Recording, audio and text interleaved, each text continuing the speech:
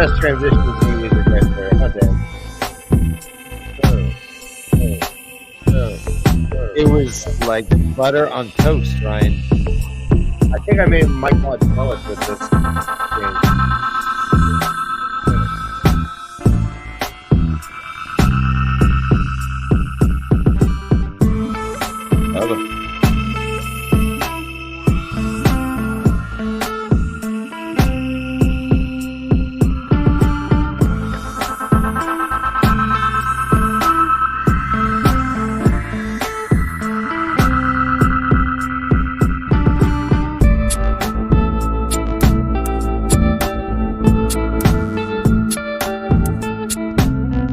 Some lovely people in the chat today, right? Well, they all start out lovely.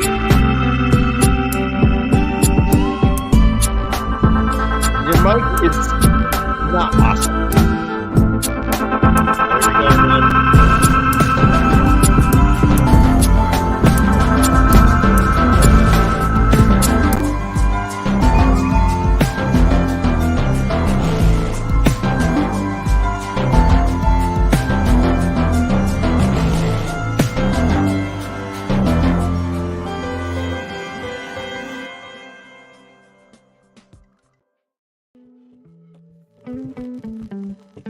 Oh, yeah. Oh, man, I just got a little chill. Welcome to LeafCast, first time reader show based on the ad fantasy series of the time by Robert Jordan. My name is Ryan, and I'm somehow in the dark. Let me fix this. Yeah, how about that? I'm Ryan's brother Dan, and I'm just ignoring letters all over the place.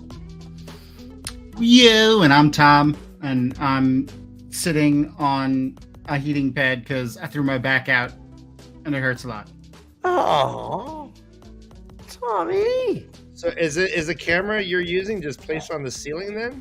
Yes. All right. What a commitment. I got my legs up on the wall, all spread eagle-like. And then you'll be going live on your OnlyFans just like right after the broadcast, right? Yeah, that's right afterwards, yeah. All right, only Soon as the hydrocodone kicks in, it's going to be great. Soon as. All right, everyone, don't Be forget. sure to smash our like button and subscribe to our channel. Be sure to smash. All right, Bully from Simpsons? the best spokesman for the Way of the Leaf. That kid in the 5th grade, like on the GI Bill? That kid was 5th grade going on 30. Going 30? He was just an old kid. You know, just some 5th graders just, man, they're already shaving and stuff. I don't know. Older than the teachers. Yeah. I'll let you decide that, MaTsDaGger. Hey, I'll vouch. Oh, jinx. I like this. Ryan does look like he got a tan. He does He's look a little kind of tan. swarthy right now. Yeah. I'm moving to a desert climate soon, so I'm preempting it. Aw. Yeah, nice. Well, Ryan, no, they're not here for us, man. They never That's true. are. They No, never it's are. the beanie. It's the beanie. Bring the beanie in. Rocket.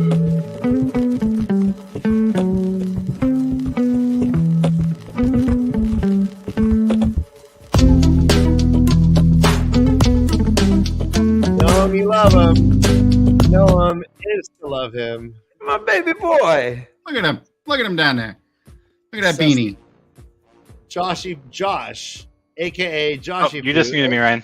AKA Sussy Josh, AKA Old sussy Josh. AKA Arlox, AKA the man in the box, AKA your bagel with locks, AKA Oh, Matt.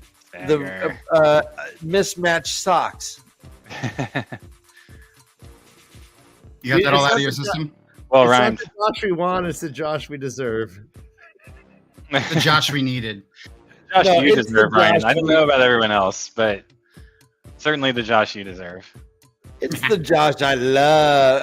Oh, and MaTsDaGger. Thank you, It's the MaTsDaGger. Josh that rocks. Josh rocks big time. You just made me spill my beer, Yeah. Josh.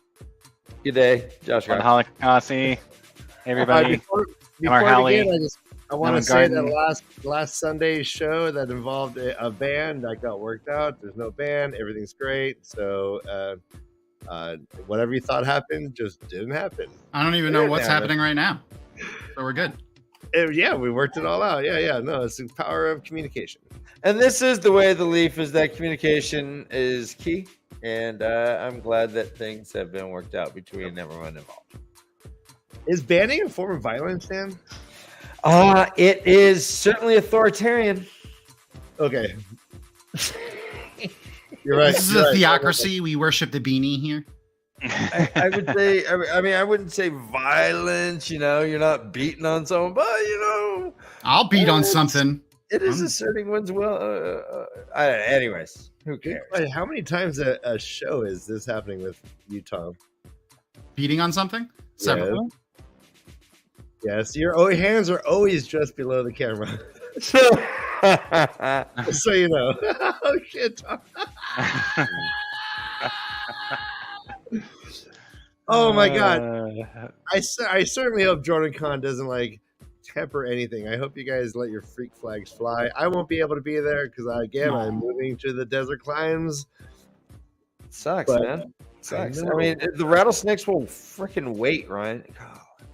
Let the sadness begin. I know. Snakes don't wait. But you will see Josh, and I do believe we're going to try and accomplish a first-time reader show live from JordanCon. Also, we will Yep.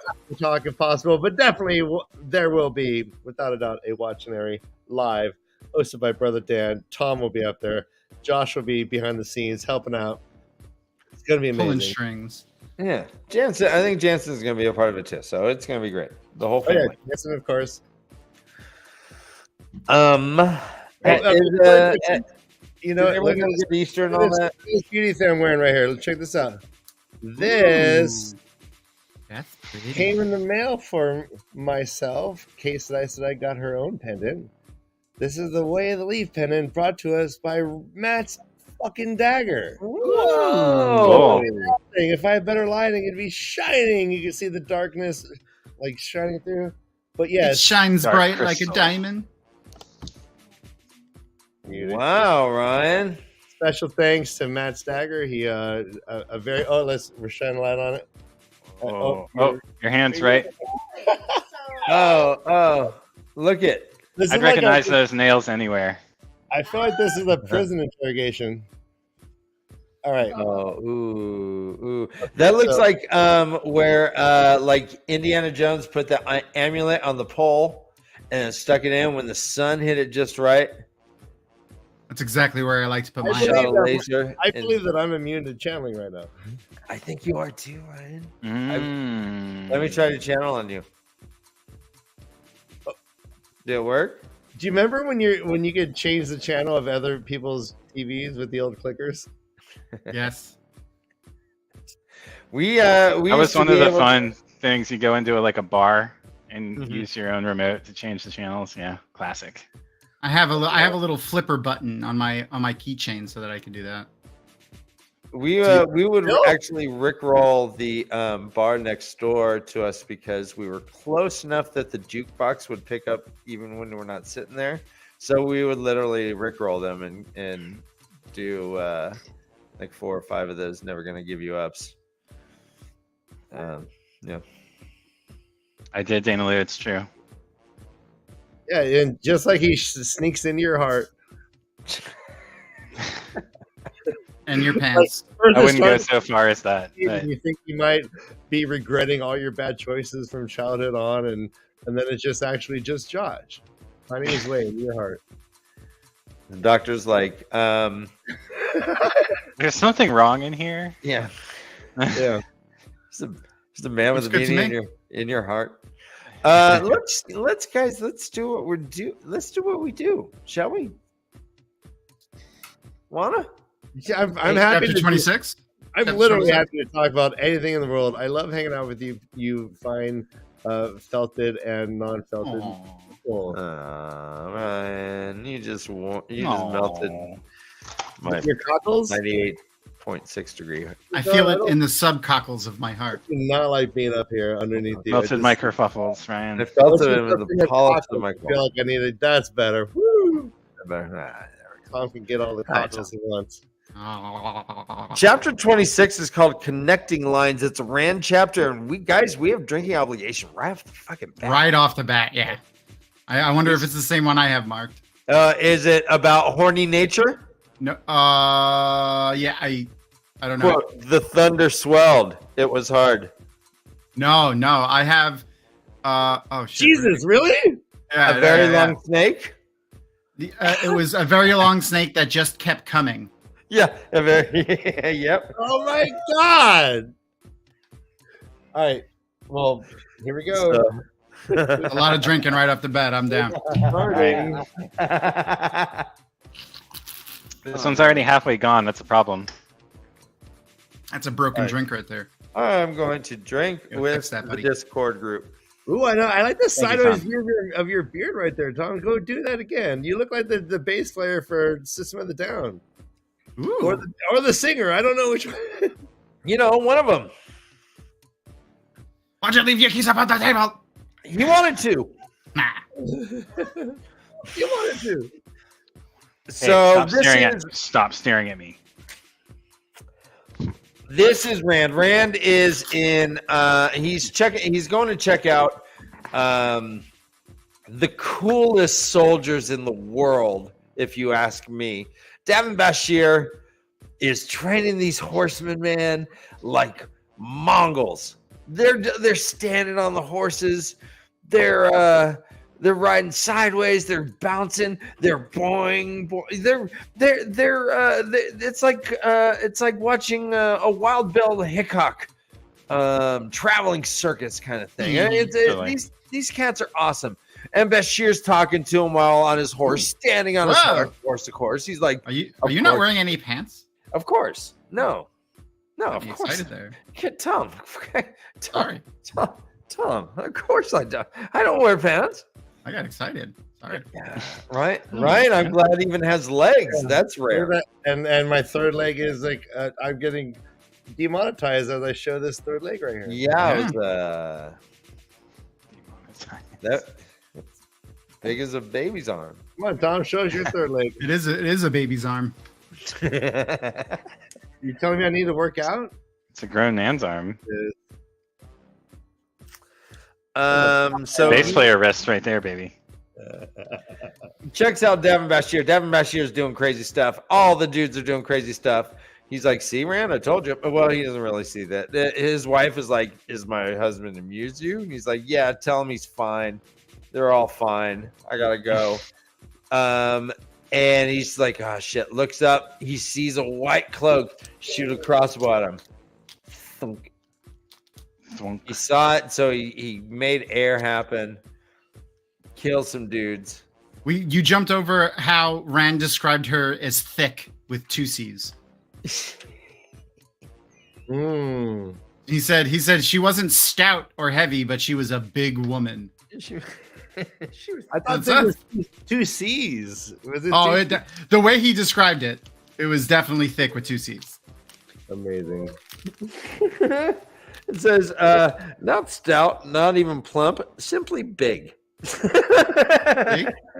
That's I can hear the 2 C's on that thick right there. Not stout, not plump. Just big. I don't know. That's a drinking obligation, perhaps. Anyways. But he suspected she was a beautiful woman when his presence did not turn her face to granite. Right. Like lamb and dragon in bed. All the stone melts, and he's just like, Yeah, Stovey, yeah. You like that bar wench. I thought thick was an attitude. You haven't listened to enough MIA songs, apparently. I thought thick was a style of milkshake. Thick boys to look at. Okay, yeah. Go on. I'm just saying. Thick voice to look at, right? We got that. Drink. I will. Don't threaten me with a good time. Yeah. Cheers. Yeah. Just like don't blink during the money shot. There's like 8 people in Discord right now, right? I know this. And if all of those people just like created a second account and started watching on the same, all right. we'd be up to 11 times 8, 19 people watching. Everyone, come on, Discord. You see me. All right, so there's an assassination attempt on Rand. Bodies everywhere. Oh, the bodies to the floor. Is that a corn song? I don't know. Is that Marilyn Manson? Marilyn Monroe, I think. So Rand was she an assassin sent by Russia? Yes. Okay, that makes more sense than anything else about her. Happy striker She should have killed Kennedy, but she fell for it. Like, Perestroika.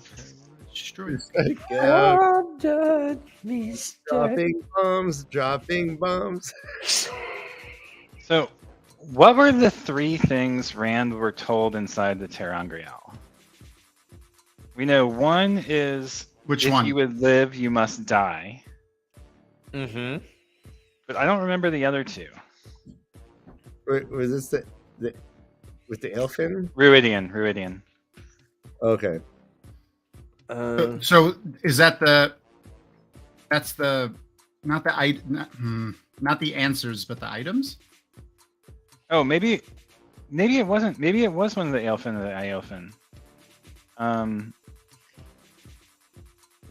What's your guys' memory? I thought when I heard that, I thought instantly the Aelfin. Yeah, it might be. If you would live, because he did get 3 answers there, right? Told him inside the TragonReader where the answers were always true, if apparently never easy to understand. Yeah, so that has to be the first one that he went into, right? Yeah, I think so. trying to remember. Let me see. Rand, it says, all right, let me see. It says here, if you would live, you must die. In this here, Lord of Chaos connecting line. Yeah. And I think, I don't know if we have more that we've seen yet. I'm looking to see. I think everything else is after. I'm seeing. Did Rand only go in one ter'angreal? Yeah. He went in. Yeah, he didn't go in the one in Viridian, right? Oh no, just Matt did. Just Matt. No, he did. That's when he saw the whole history of the. No, that was No, he didn't go through the redstone ring. doorway. That was the Aiel one. That was the rings. Right. Oh, okay. Rings, ter'angreals. Let's go. Is the redstone doorway a ter'angreal? I guess so. That's what confused me about it. But yeah, okay. spoiler? The redstone doorway? I mean, it's an item of the one power that isn't Way a back Sangreal or ter'angreal. Angreal, I love that. so- The way back, yeah. Yeah, I'm not seeing here if we know anything else besides that. Yeah, I don't think we see. Yeah, we don't see it on screen, if I remember right. The WC's here. So there's assassins. There are, I think, 4 or 5 dirty ass white cloaks. Damn, white cloaks. Rand picks one of them. Says, hey, you, what's your name? He's like, blah, blah, blah, blah, blah. He's like, hey, blah, blah. Today's your lucky day. You're going to watch these fuckers hang, and then you're going to go to Pedro Nile. You're going to tell him I'm going to hang his ass too. And He's what did like, she say? She said, again? You got it, buddy. He's like, you got it, Lord. The guy's name, oh, fuck. Sorry. Throwing that's stuff wrong. around. Is Dimmer Farrell. Dimmer Farrell. No relation to Damer Flynn. No, yeah, no. Perry Farrell. Perry Farrell from Lollapalooza, yeah. Jane's Addiction. Yeah. He did run Lollapalooza. Good job. And Rand was like, how do you like that? And he said, nothing shocking. Yeah. I'm coming down the mountain. I like how Rand considers for a second using Balefire to resurrect Desora, the maiden of the spear that died. He thinks about it for a second, and then Lucerne is like, no, don't use Balefire. Yeah, he's like, no. Right. Yeah. No, don't do that. He's also the sea folk are like chomping at the bit around him. He's like, yeah, fucking sea folk. I gotta deal with them. But he's like, but you know what? The prophecies don't really even say anything about him. But yeah, all right, tell him I'll be there. But he forgets. He asks about Andorran history, and essentially Andorran history is you have to be related to the OG queen in order to even be part of the line, the lineage. And Rand's like, that's pretty funny if you think about it, because what? They're all related, and I'm the son of the former queen, perhaps? No. And so he's like, well, what if they were farmers? Would everyone consider themselves related? Turns out probably not. It's only because that shit matters. Right. But I guess it's a little interesting how she's trying to push her own thing. She's like, well, I have 17 somewhat connections. Well, she only has 14, and I'm trying to push her shit. But if you're not networking, then you ain't working, right? That's pretty much it. He's like, all right, fine. As soon as he's like, oh shit, Elaine might be my cousin. I'm tired. Get out. Shoo. They shoo. He's like, all right, I'm going to Kyrian. Don't tell Amanda. And that's how the chapter ends, more or less. What did I miss in there, Josh or Tom? I mean, you had it pretty close. You have no expectations of me at all, Brother Dan? Is that what's going on? What's that? You have no expectations of me at all? Ryan, what did I miss, Ryan? Oh, just, how you felt about it? Were there moments when you actually acted out what you were reading, which is fun to hear about? Can you act out a snake that just kept coming? Please? Yeah. Oh my God, what a comment. All right, here goes. Let's see. The nervous my motivation here. I need to touch me in the chin. Oh gosh. Nice. Your motivation is a spigot that just got turned on. Go. I think if it makes that sound, you should see a doctor. No. Right. Oh no. At least one. Well done, sir. Well at done. least one puppet in the world just came right then. I guess what I do feel about this chapter is that Rand really does have responsibilities to everyone.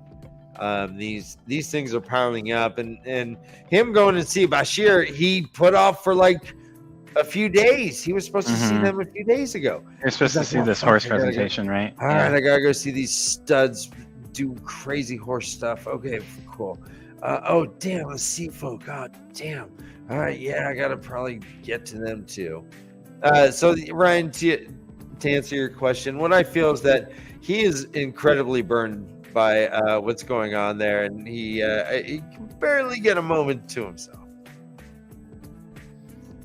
Yes. There's the whole bit with the wave mistress too, so now he's got that. Yeah, that's what I was going to say, Tom. That's the main thing we missed is the Athon Mayor. Yeah, he just keeps like pushing them off, right? Right. Hot take, I hope they cut them out of the show, to be honest. Well, not them, but their entire storylines. Yeah, the culture is so cool though. Yeah.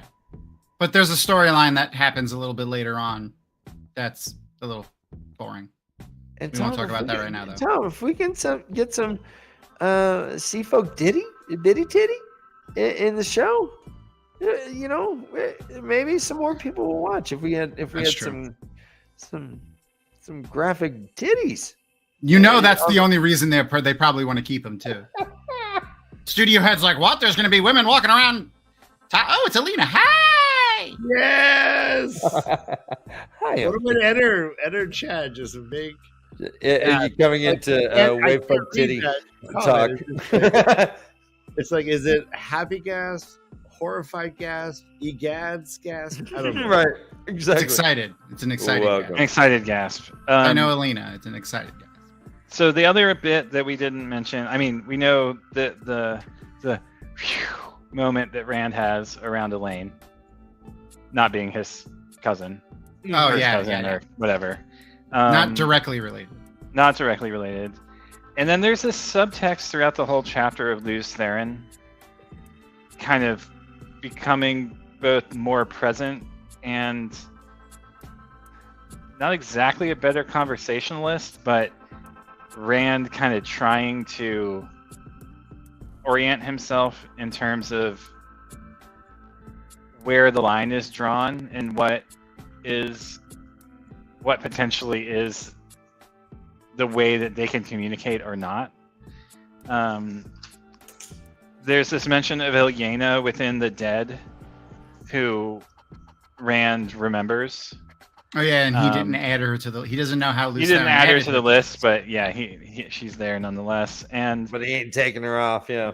And there's this cool bit about madness and how Rand had never seen a madman, so he has no way that he knows of. So he has no way to like orient himself in terms of expectations. But he's also not willing to ask anyone any questions, which is so Two Rivers of him. Well, I mean, Josh, who would he ask at this point? Well, I'm sure many of the people around him have seen people who are insane. I mean, it seemed to be something that ran in royal families.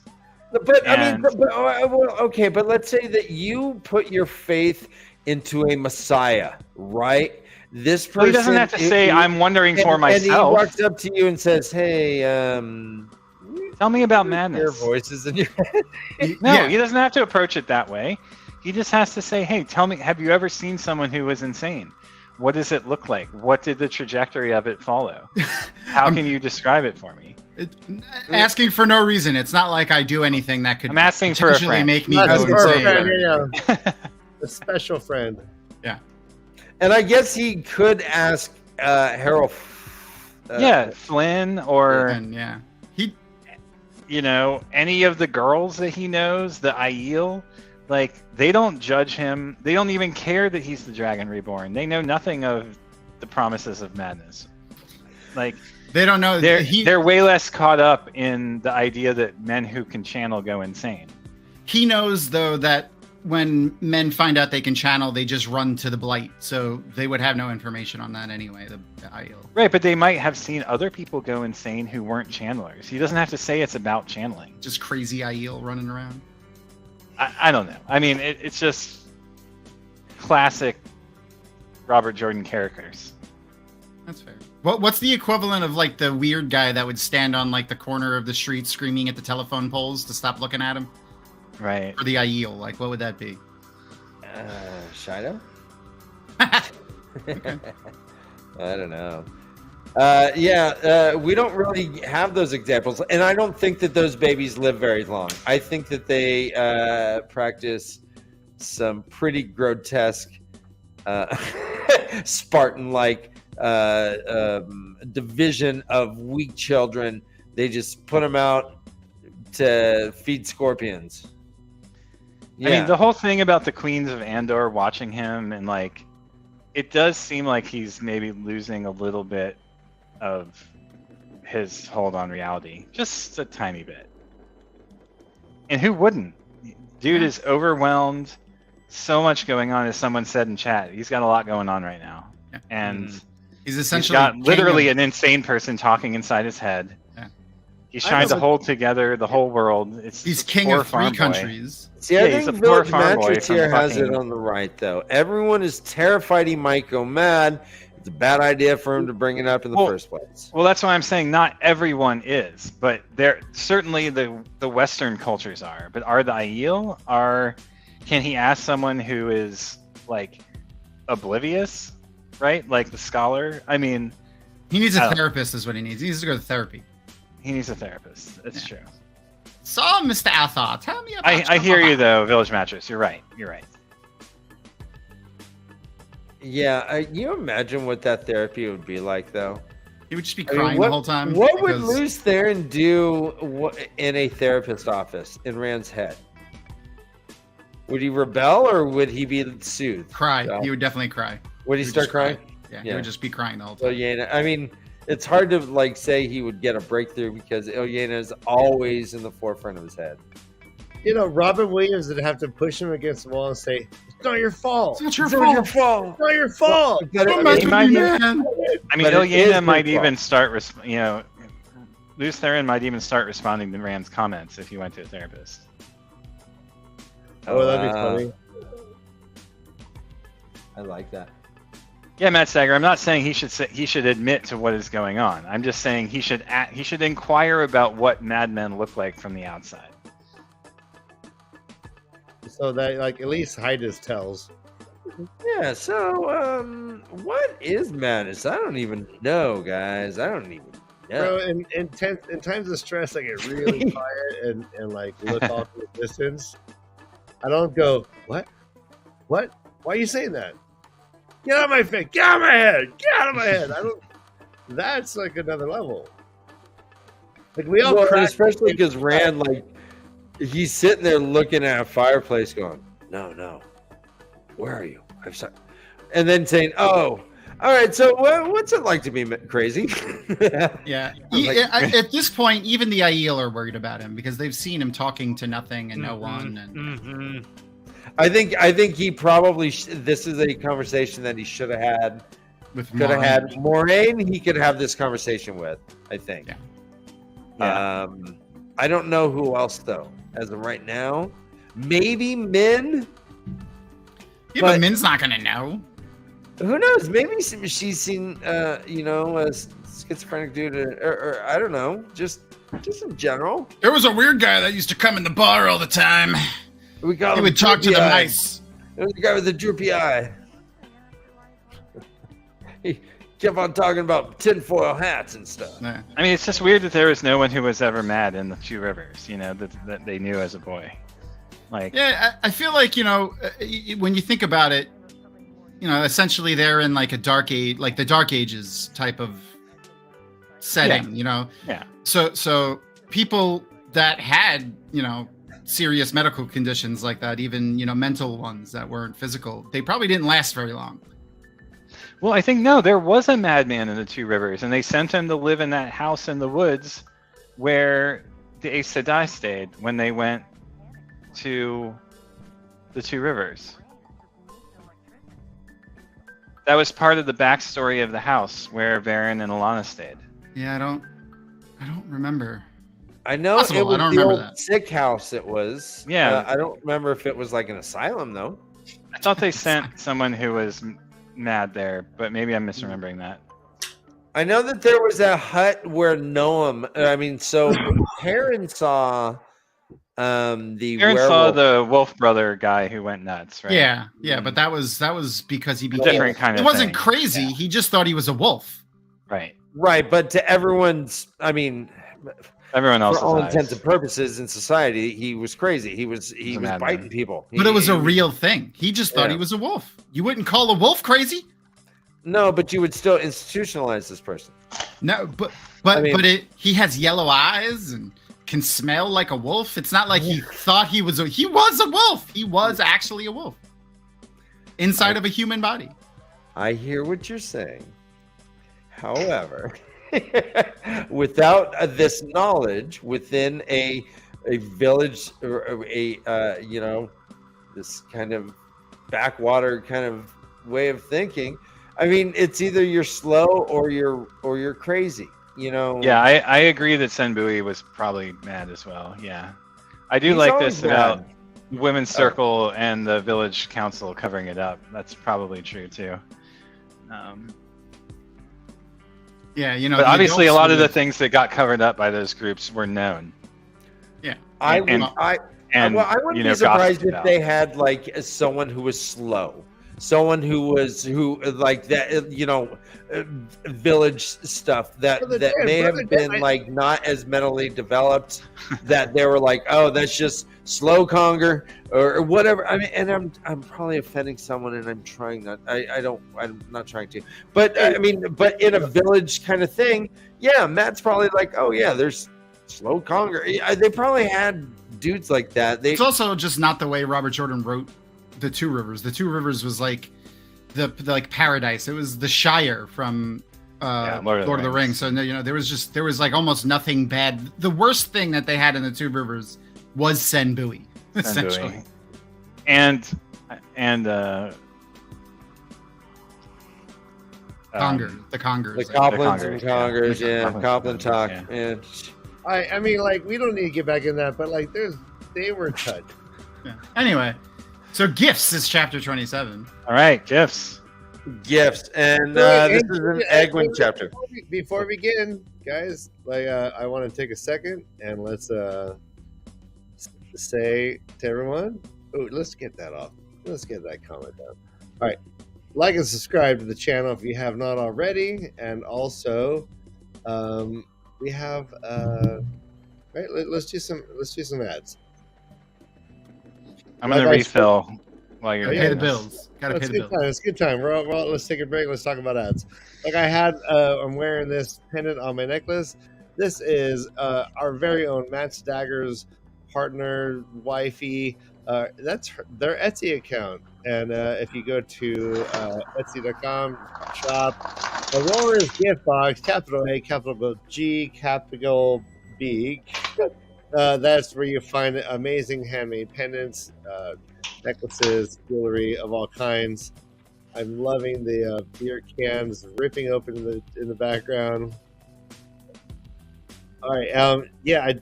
They will be at JordanCon, and you can purchase items directly from them. So look out for MaTsDaGger and his wife. Also, we are sponsored by Village Mattress. Village Mattress is the official sponsor, the mattress sponsor of The Way of the Leaf.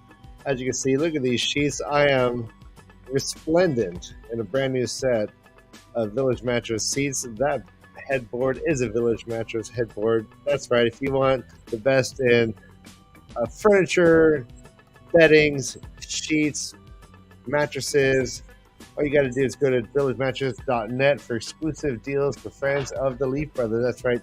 If you mention our show, you get a 30 to 50% off the entire order. How do you get this discount? How do you get this amazing deal? Again, 30 to 50% is nothing to shake a stick at.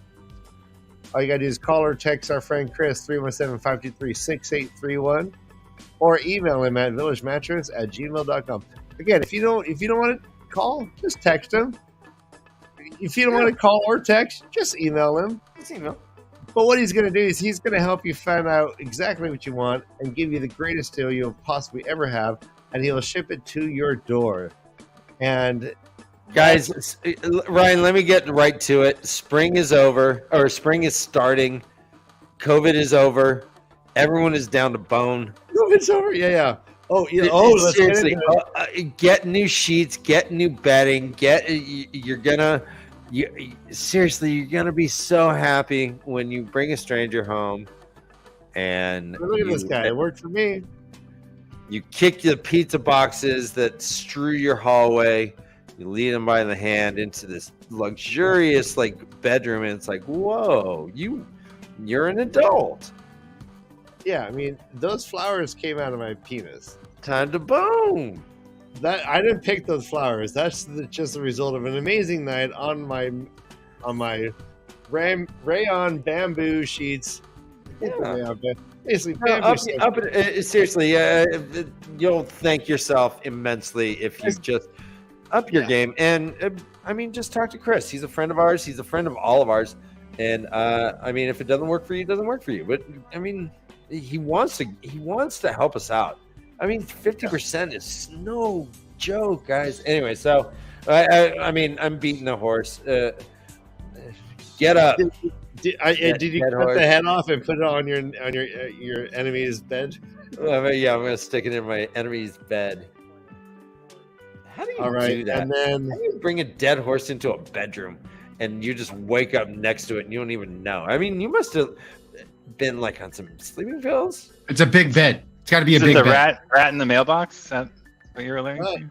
Guys, no, the horse head in the bed. He wakes up and there's his prized horse head is in his bed. It's even better. We have a new merchandise shop. If you want the latest designs from the Way of the Leaf YouTube channel, LLC, soon to be, you go to partner. Well, you'll see. We'll post the link. It's in the description. Ryan, actually, our new office is in one of those buildings there, right in that picture. No, it's scary because we have to dangle our feet off the sides of the buildings. I don't go to work anymore. I'm calling in sick. But yeah, so great. No, since I got new bed and sheets, I'm going to work and just boning. But look at this. Look at these designs here.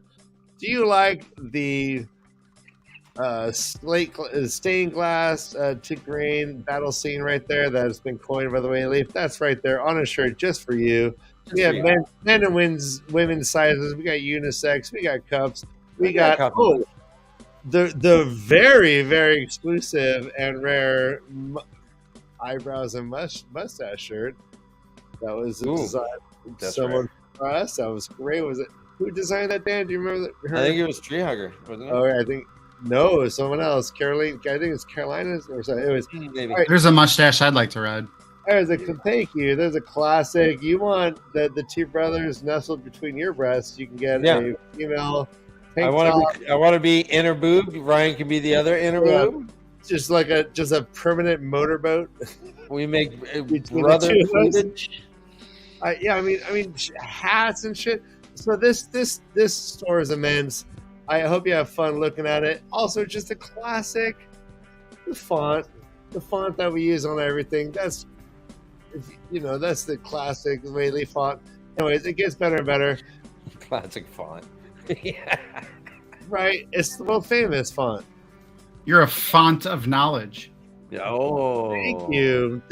I'm a fountain of just commercial talk. Like, I'm getting better at that. Vince Fontaine. Obviously it's clear that Fontaine. it's everything that's happening. No scripts on this show. Well done, Ryan. And right. now back to the show. Hey, let's jump into chapter 27. This is an Egwin chapter called Gifts. And if you remember last time we saw Egwin, she's been hooking up with Gawain. She ran into his rock hard body. They started, I think they got to 2.5 base. She was in a pickle. Get it? And so right in the common room at the end. Also, common room at the hoop and ball. Or the long man. That's what it was. The long man. Good drink. Yeah, she hears that Gawain says, "Yeah, these sisters are looking for someone. It sounds just like you." She's like, "God, it couldn't be, but it probably is." She goes, "All right, thanks." Makes out some more.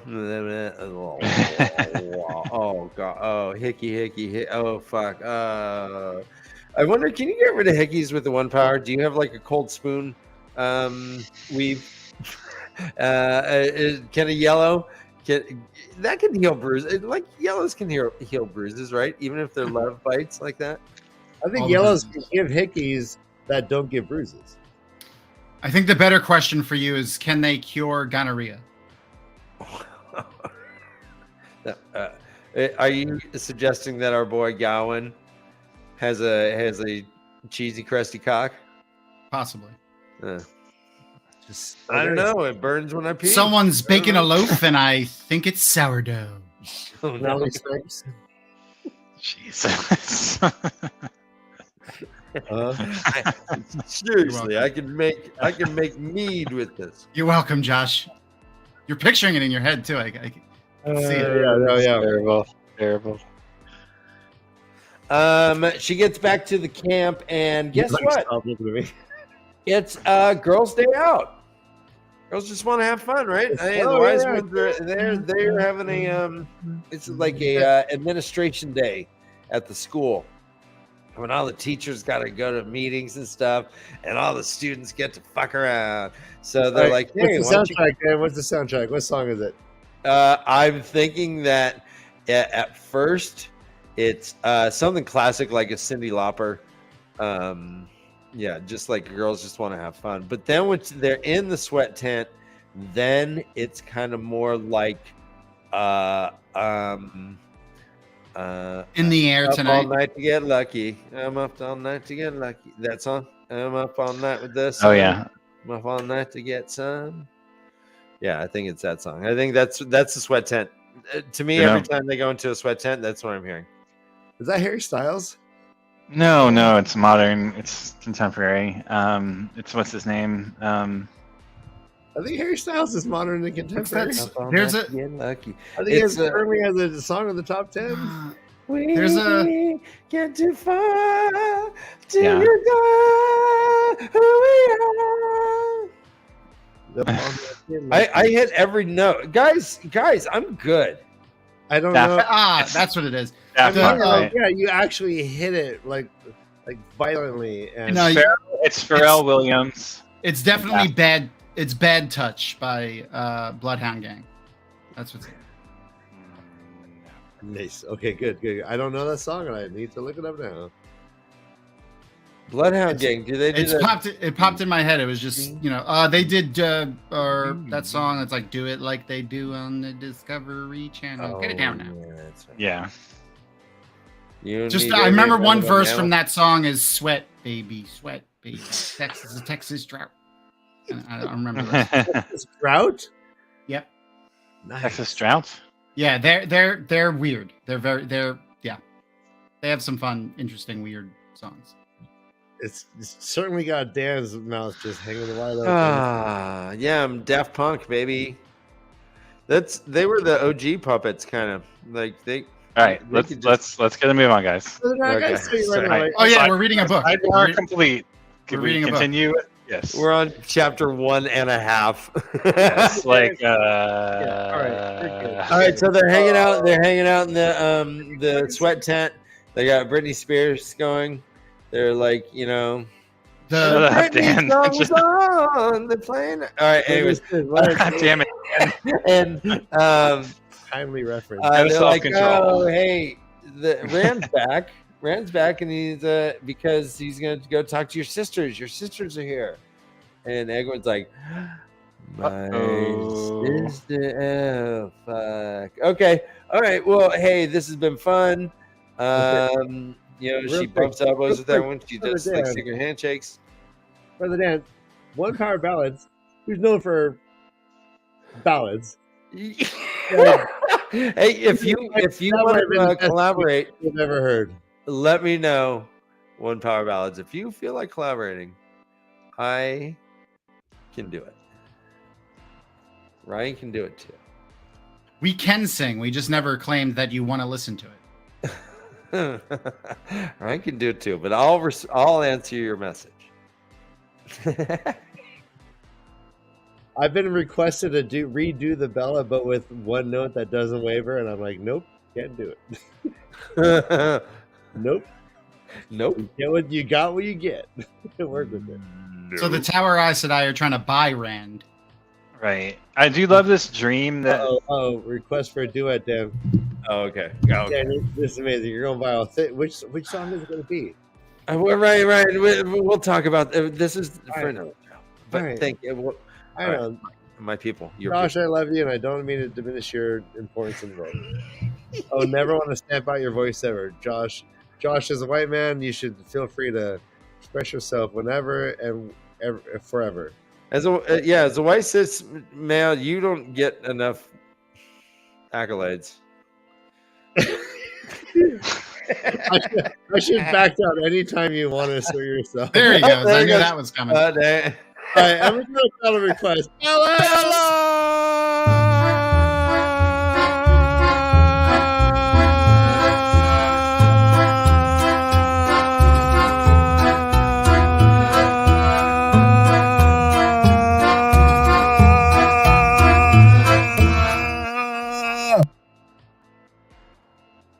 Wonderful. Oh, I thought it'd bring him back, but it didn't. Oh no! All right, everyone, let's. All right. Just pray for the beanie. Just pray for the beanie. Just Oh, there it is. there See? it See? is. As soon as I did it. I'm ready to leave again already. Oh my Ryan, All right. fuck off. Yeah. I understand. Somehow, fuck like, off. I heard you. Hey, love See, it. he loves me. He loves me. Love it. I do love Tom. It's true. Somehow I hurt you, but I make you respect me as I'm doing it. Right, I'm thinking of do it like Ebony and Ivory, maybe, like something like that. But you can sing, and I cannot. Yeah, right there. You go for All right, so Egwin hears that. Okay, cool. Oh shit, Rand's back, and he's got their sisters. I need to go talk to him. She gets the secret pass from the maidens. Says, quote, let her pass, Marie Merrick. Sorry. This is Amos's apprentice here in Bears and Mullane's. The only apprentice I know to serve 3 wise ones. And she's like, yeah, but he's my friend. But anyways, they let her go in. And she's like, hey, Rand. Don't tell anyone I'm here. Guys, I'm going to get busted. I'm really going to get busted. Please don't tell anyone. He tells the maidens the same thing. Don't tell anyone I'm here. Don't mention me. Rand's like, cool, that's fine. Oh, shit, here come the sisters. Egwin's like, oh, throw me out a window. I can't be seen. He's like, I'll do better. Pew, magic, waves his hands in a magic manner, and suddenly there is no Egwin. She is covered in a mist of mirrors or something like that. But still sensible to the Aes Sedai, hilariously. But yeah, you can't see her, but they can sense her. Yeah, she doesn't know that weave yet. Right. So I do want to mention before we get too past it, this dream that she tries to interpret about Nynaeve and Elaine. Oh, okay. Yeah. Where every time one of them said a word, they tripped and fell on their faces, or dropped a cup or plate, or knocked over a vase. Always something that shattered on impact. Yeah, what is that? I mean, it was every time she tried to speak with them, right? It was every time she tried to talk to them. Every time she tried to approach them, yeah. Yeah. They tripped and fell on their faces, or dropped a cup or plate, or knocked over a vase. Yeah, so I mean, essentially, like, always ruining something as it happens, right? Which I think is interesting. Do you think that's like for like I mean, what do you make it interesting? Like, in what way do you think? That's Well, it's either. I mean, you can read it either as Egwene's personal feelings, right? Like, we know she hasn't been approaching them, and her subconscious is telling her that if she does, that something will break or go wrong, right? Go awry. Okay. Or you can interpret it as if she does speak to them, then something will go wrong. So whether you read it as her internal feelings or you read it as a premonition, right? So you think like she has to let them be of their own devices? Yeah. Well, if it's not a foreboding or for like some sort of foretelling type thing, like what is she ashamed of, or what does she think she's fucked up? Like, No, I never said she fucked up anything. I'm just saying that she's afraid that if she does approach them, something will go wrong. Not like she's done something wrong in the past. Like like if she does approach them, that something will happen that is a bad thing. Okay, in both instances. Okay, interesting, awesome. But I mean, there's probably other ways to interpret it as well. Those are just the two I thought of. I mean, it's a dream, right? So there's plenty of ways to interpret it. But do you think it's a dream with a capital D or just a dream? Well, she thinks it's a dream with a capital D. At least that's her saying here, right? That she was sure this one had meaning. Okay. But I don't know. Yeah, it's a good question. A dreamwalker dream is what you mean, right, Tom? Yeah, like a prophecy dream. Yeah. When I say capital D, I mean like prophecy. Yeah, I understand. Prophecy. Okay, sorry, Dan, go on. No, you're fine. No, never apologize to me. Never. So the Tower Aes Sedai think that they could buy Rand, which is funny. Yeah, he's like, cool. Treasure. Well, they all think he's a softie, and that he's basically obsessed with riches. And he's a country bumpkin and a man, so obviously they could just flash some gold at him and he'll, cave. Well, I could find many uses for gold. Yeah. He's badass in the beginning too. He's like, they walk in and they are holding on to the source, and he's like, "You will not channel around me. Let it go." And he's like, 1, 2, and they let it go, and he's like, "That's better." And they're like, "Oh fuck, he knows. He knows if we're gonna channel. Oh, this is new." I do love that he says Mo Gideon in the wig. Now, could that be like, okay, could that one? Oh, wait, Mo Gideon in a wig? Wait, I'm sorry, say again? Rand says, of course, if one of them is Mo Gideon in a wig or Semerhaj, I may be in trouble. Yeah. Right. Oh my God. Yeah, I didn't know they were so progressive back then.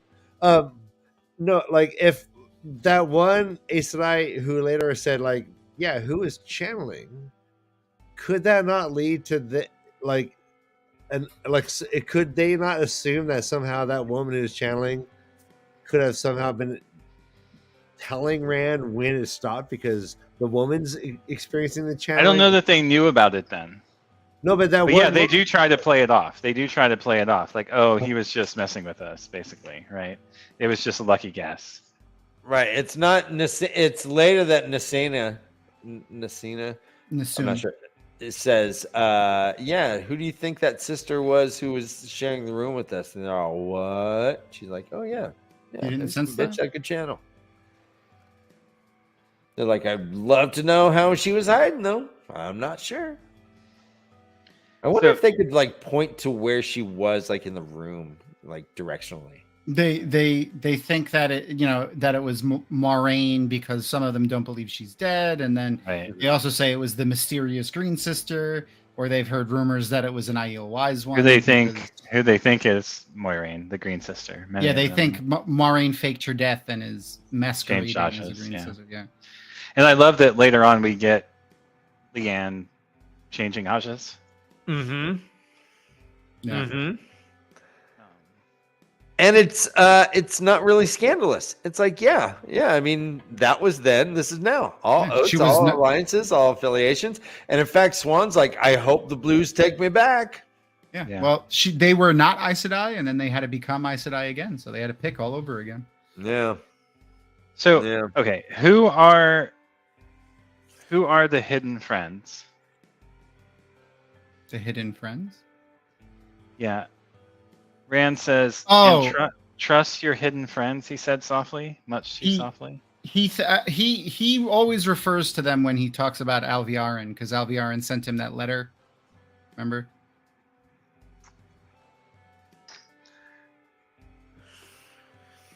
But he's referring to Egwene here. Oh, so Saidar. I mean, Saladar.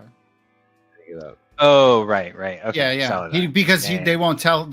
Oh, where they are. Right. Because she won't tell him where they are. Right. Yeah. Saladar. Yeah. Okay, he does ask about Alviarin in this passage. In the same section. Yeah. He kind of lets it slip. They will try to use me. I will try to use them. A pretty circle, don't you think? Love that. It's also it's kind of rad that he tries to explain traveling to her. Mm-hmm. And he just kind of uses his fingers. He says the pattern. He says Camelin, one finger on his left hand. Dented the wood, and Kyrian, a finger on the other hand, made a tent, and he brought the two tents together. I bend the pattern and bore a hole from one to the other. I don't know what I bore through, but there's no space between one end of the hole and the other. He's like, does that help? She's like, yeah, not at all. I don't know what you mean. She suggests like that maybe she says, Rand, are you sure there isn't any sense of making things the same? And he's like, that sounds like changing the weave of the pattern. I think it would tear me apart if I so much as tried. I bore a hole. Yeah, just another example of how different the men and the women's channeling is. It's pretty. I always like when they give us those little tidbits. Well, I don't know. I mean, like, I think that sense is ambiguous and exciting to me. Josh, what do you think is happening when they mention that? Like, sorry, what? What, the boring a hole? No, he's like, just the idea of it would like destroy me. Yeah, if like him just trying to make things, it's like, Rand, are you sure there isn't any sense of making things the same?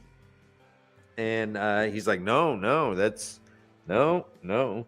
But I mean, to a certain degree, it seems like she seems to be pulling a little bit of this Tel'aran'rhiod stuff that they have. Yeah. She's curious if it's like dreamwalking. Yeah. And he's like, no, that would tear things apart. Mm-hmm. So, I mean, let me ask, is he right about the boring of a hole? About him not being able to just manifest stuff, change the pattern? Yeah, I think so. Okay. I think if he just tried to change the pattern, it would backfire, kind of like Balefire does. But the idea that, whoa, ooh, nice. Okay, That's awesome. Okay, yeah, because Yeah, what? Like he's like very specifically. I think that would destroy me. Mm-hmm. I think that yes, and so you put Bellfire together. That's good job. Yeah, I'm going to think about that. Yeah. Wow, Jesus, we need to like instead of read and find out, we need to Josh and find out. Wow. This, okay, yeah. Jaffa. And then finally we have Neswin, who is like, hey, yep. And it says, she says here, quote, they truly were blind, only a few paces from a woman able to channel, and they had not sensed her because they could not see her. But Neswin did. And as we talked about, they think it might be Moraine or that green sister or one and the same, or I don't know, maybe some crazy IL. Wait, oh. Sorry. If traveling is boring, why can't Gowan travel? Oh, come on. All right, that's some high end shit right there. That's pretty funny.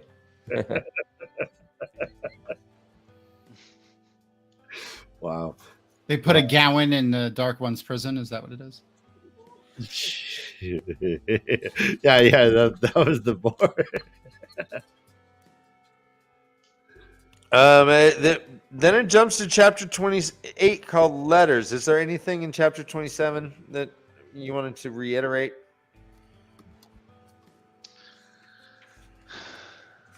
I didn't understand this bit about Nasune not wanting to, or Galena not wanting to speak of Alviarin.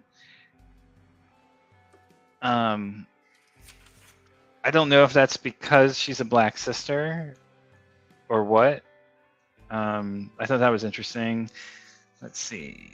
Yeah, there's the cutting the hole in the pattern stuff we've already talked about.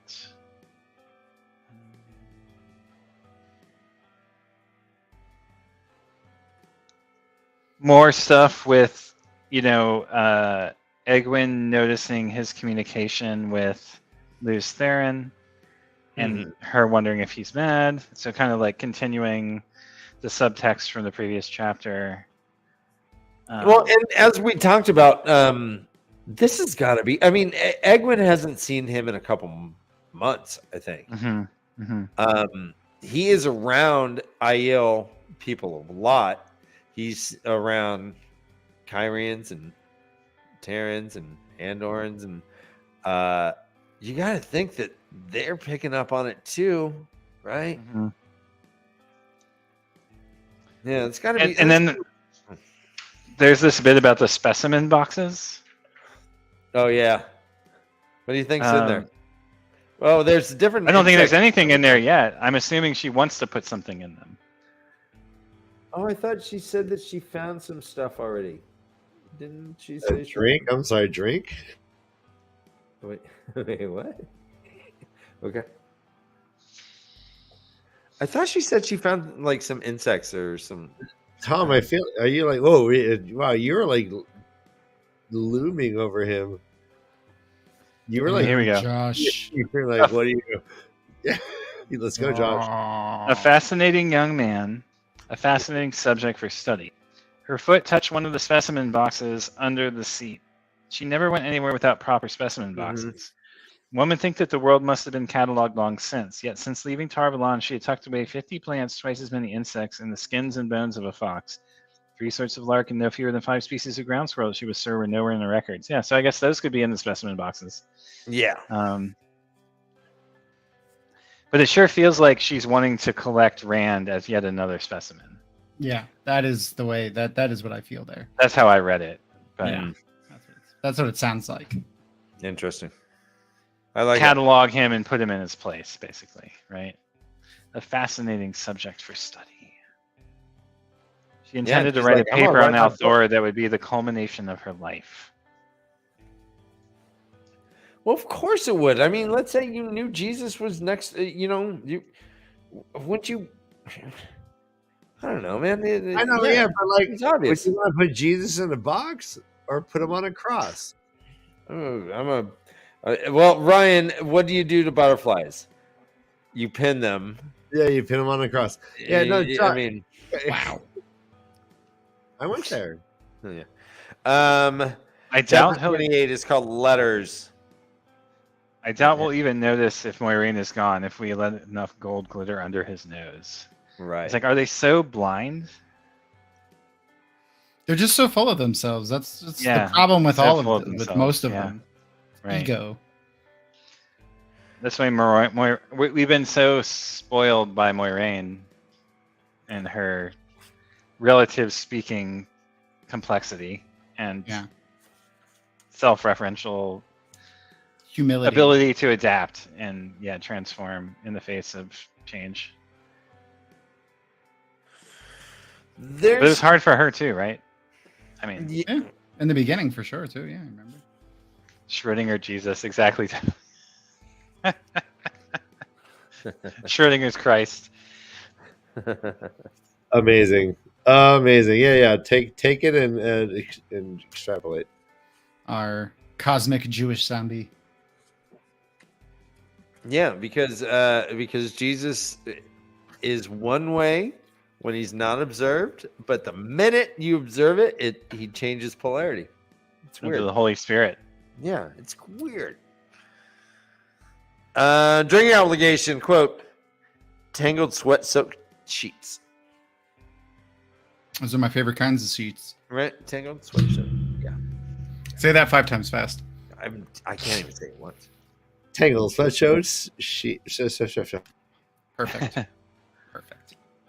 Tangled sweat-soaked sheets. Tangled sweat-soaked sheets. I know my limitations. I can't even do it once. Sally sells seashells by the seashore. Seashells by the seashore. Seashells? Seashells by the seashore. Seashells by the seashore. I like riding seashells. Rand wakes up. Wake up. I guess Herod fell. It says Herod fell and wandered off as Idrian quickly pointed out he often did and was nowhere to be found. When Fell became lost in thought, he sometimes lost his way in the city too.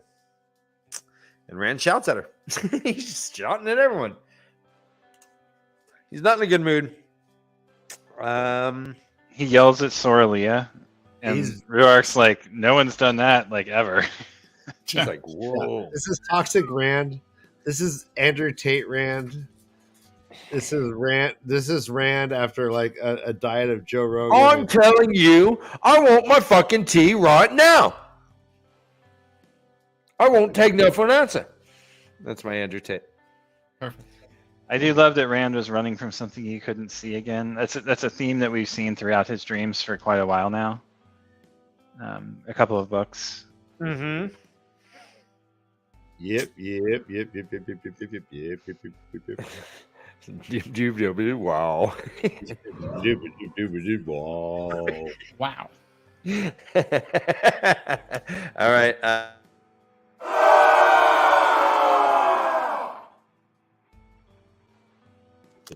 We Rand does. Avienda.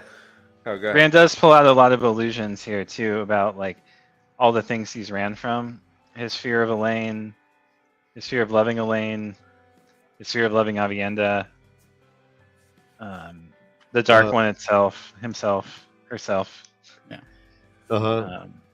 I don't know. I just love all that. That self-awareness there is something that is a little unusual coming from Rand.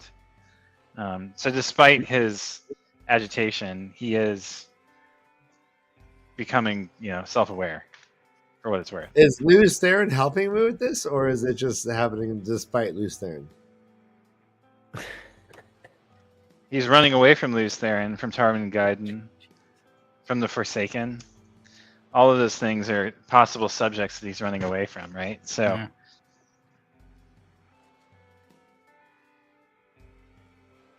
Well, he travels.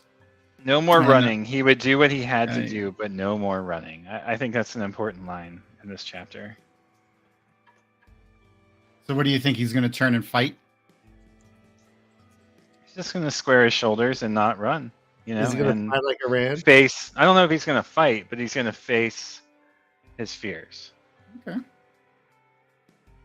Yeah. Well, he's not going to face the sea folk. He's like, shrug. Oh, well, I guess I miss them. He's not afraid of them. He just thinks they're unimportant. Yeah. Which obviously is going to come back to fuck him. Yeah. But Giggity. Yeah. I mean, who doesn't want to get fucked? I think a wave mistress is going to be his second lay, but you never know. Oh, write it down. Right. Okay, yeah. Done. Thanks. He's also running from his border bond, I suppose. Okay. Oh! Is he gonna fuck Alana? No.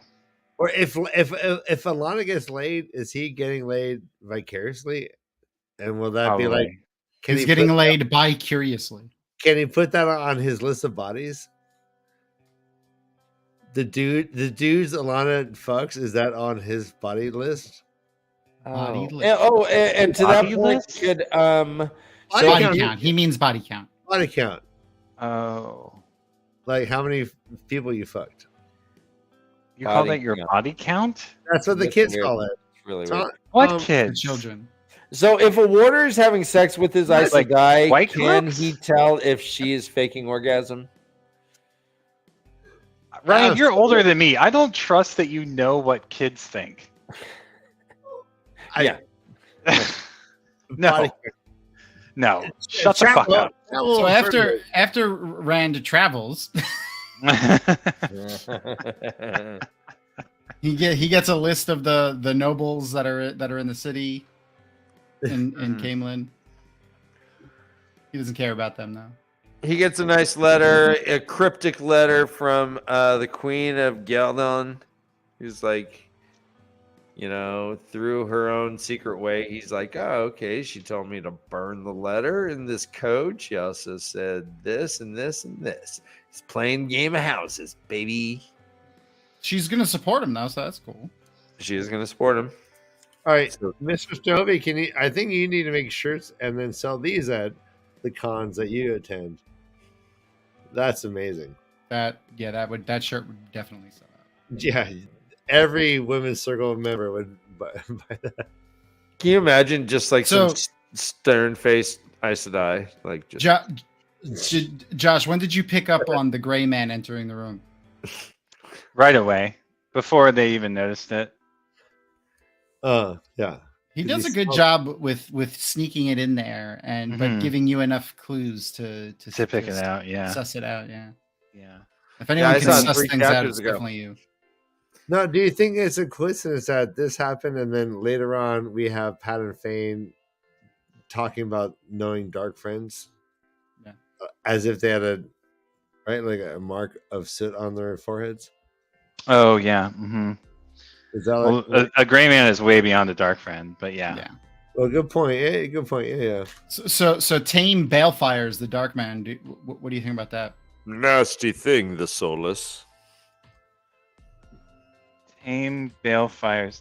Does he Balefire him? Because Rand doesn't court chortle him for it. Or it's fire. It's fire. It's just fire. Yeah. It's a thick wrist. I think if he had Balefired, Rand would be like, I thought you told me you didn't know it that. Yeah, right? It wasn't Balefire. It was just fire. It's a bit suspicious. When he said bar of fire, it just stuck in my head. As I had to reread it several times to make sure it wasn't Balefire. I think it's a little suspicious.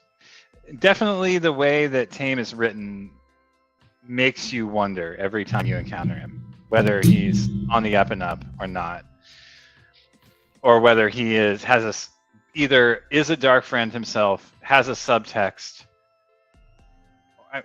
by which I mean has an agenda of his own, and he's not letting Rand on about, right? Yeah, that makes me think of when he said back when Rand first met him, right? All I needed to do was complete one of the prophecies. Right. I do love this symbol of Saidin making a globe of light, fire, and air to illume the way out of the throne room. And then he refers to the ancient queens being just pictures in colored glass, essentially projections of light. Yeah. He's mentioned those ancient queens a few times. Right, but he always felt like they were a presence at that point. And now, again, he's faced his fears. He's like a changed man. He sees through it now, right? It's just a projection now and not something that is manifest to him. I just thought that was really well written, cool symbolism. Yeah. And then we get Fane, which is fun. Fane. There's this gender role stuff in here about it is not ideal you cannot understand, but women. No man has ever understood women. Yeah, there's a few of that in here. They're like, I don't understand the Carcon, and then it's like, it's not the Carcon, it's a man, and they're like, oh, Right. oh. I do love that. I'm a man. I'm a man. I'm a man. Luz Theron does respond essentially to Rand. Finally, Yeah, and then he's all, it's me. I am Rand al'Thor. You are inside my head. Inside? No, I am myself. I am Luz Theron Telemon. I am me.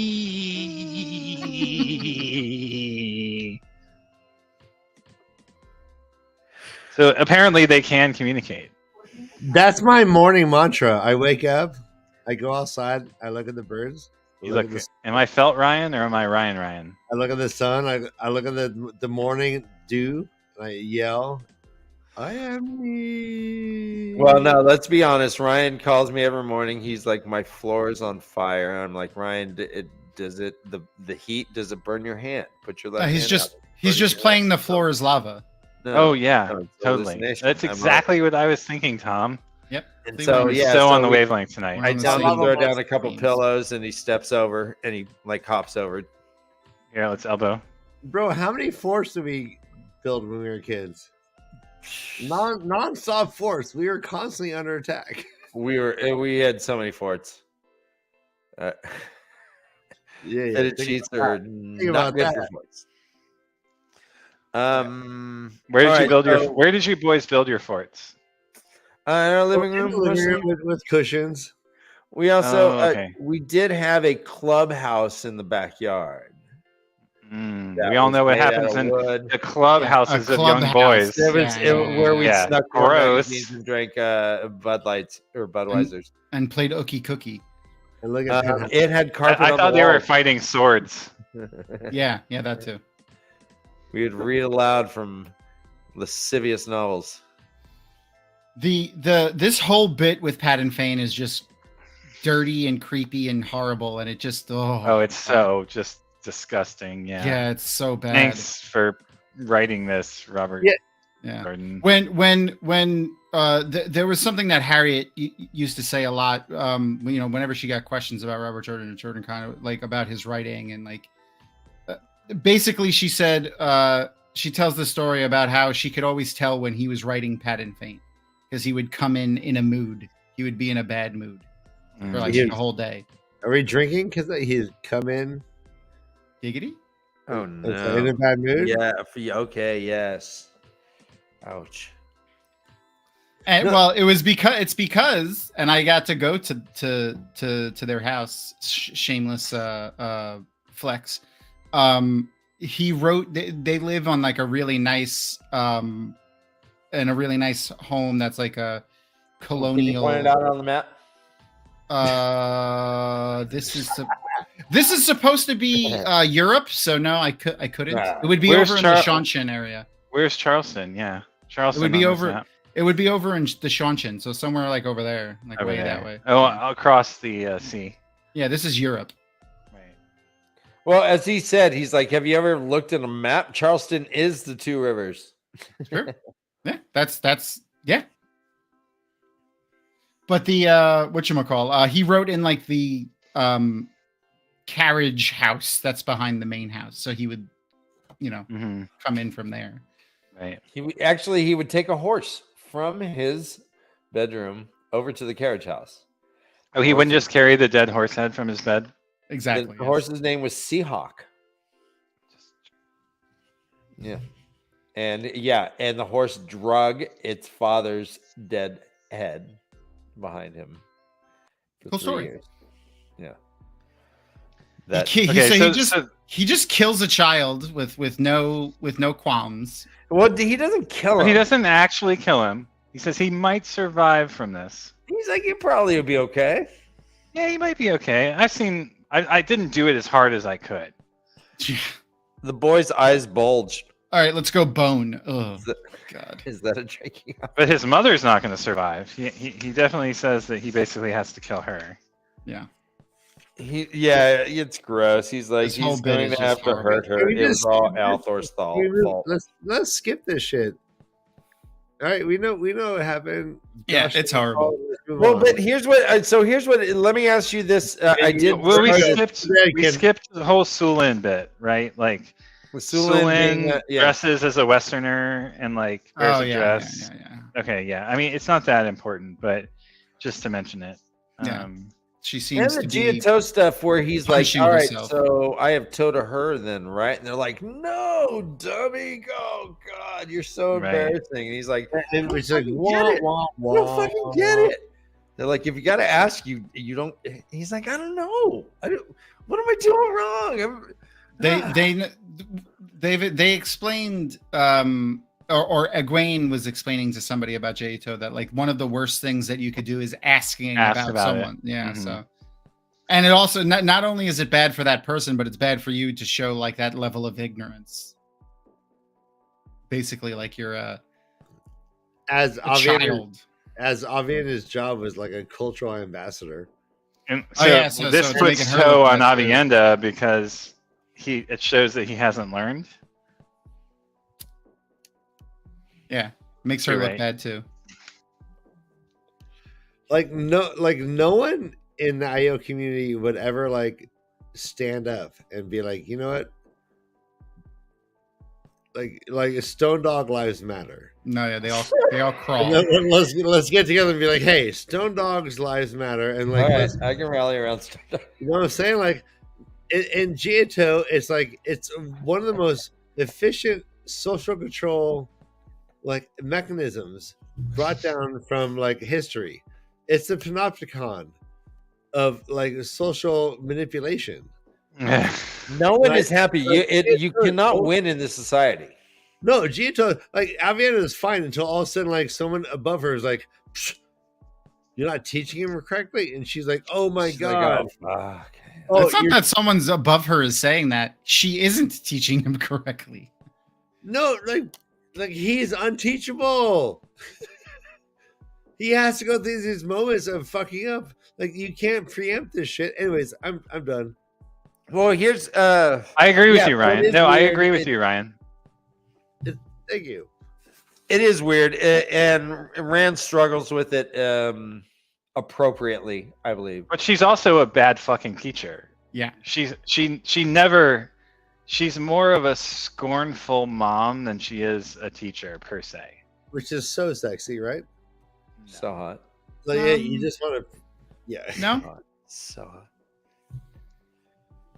Anyway, Getting back to Fane, there's a brief line I want to comment on, Josh. So it says here, quote, Althor pulled at him, pulled till it hurt. All right, that's a drinking obligation, but put a pin in that. there's two bits in this that I wanted to point out. One is Alana, how he could somehow sense the bond with Alana. Like he senses that bond, that extra bond that's there now. He said someone else took a part of him. Right. And then he also mentions his brush with Pedroniel and Elida, ensuring that the White Cloaks in the tower will never trust Rand. So that's an interesting bit too. Yeah, it says someone else had suddenly taken a partial possession of Althor, and in doing so pushed away a part of Fane's own possession. Is what Fane has with Rand, is it a sort of bond? Yes. We know that because He said he can like point to him. it's in his because he was direction. turned into the Dark One's hound.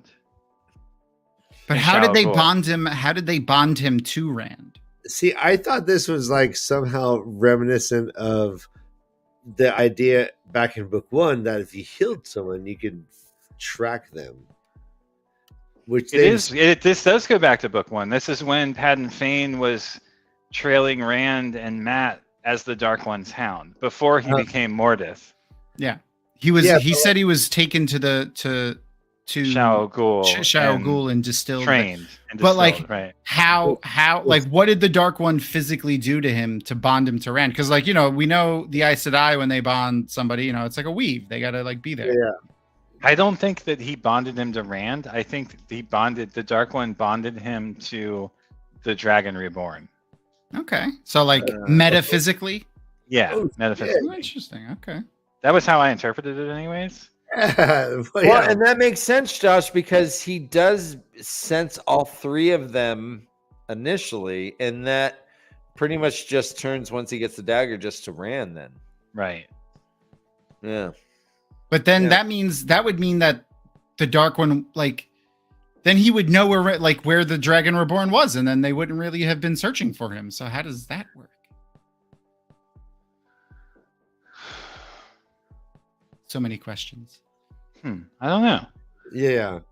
Josh and find out. Jaffa.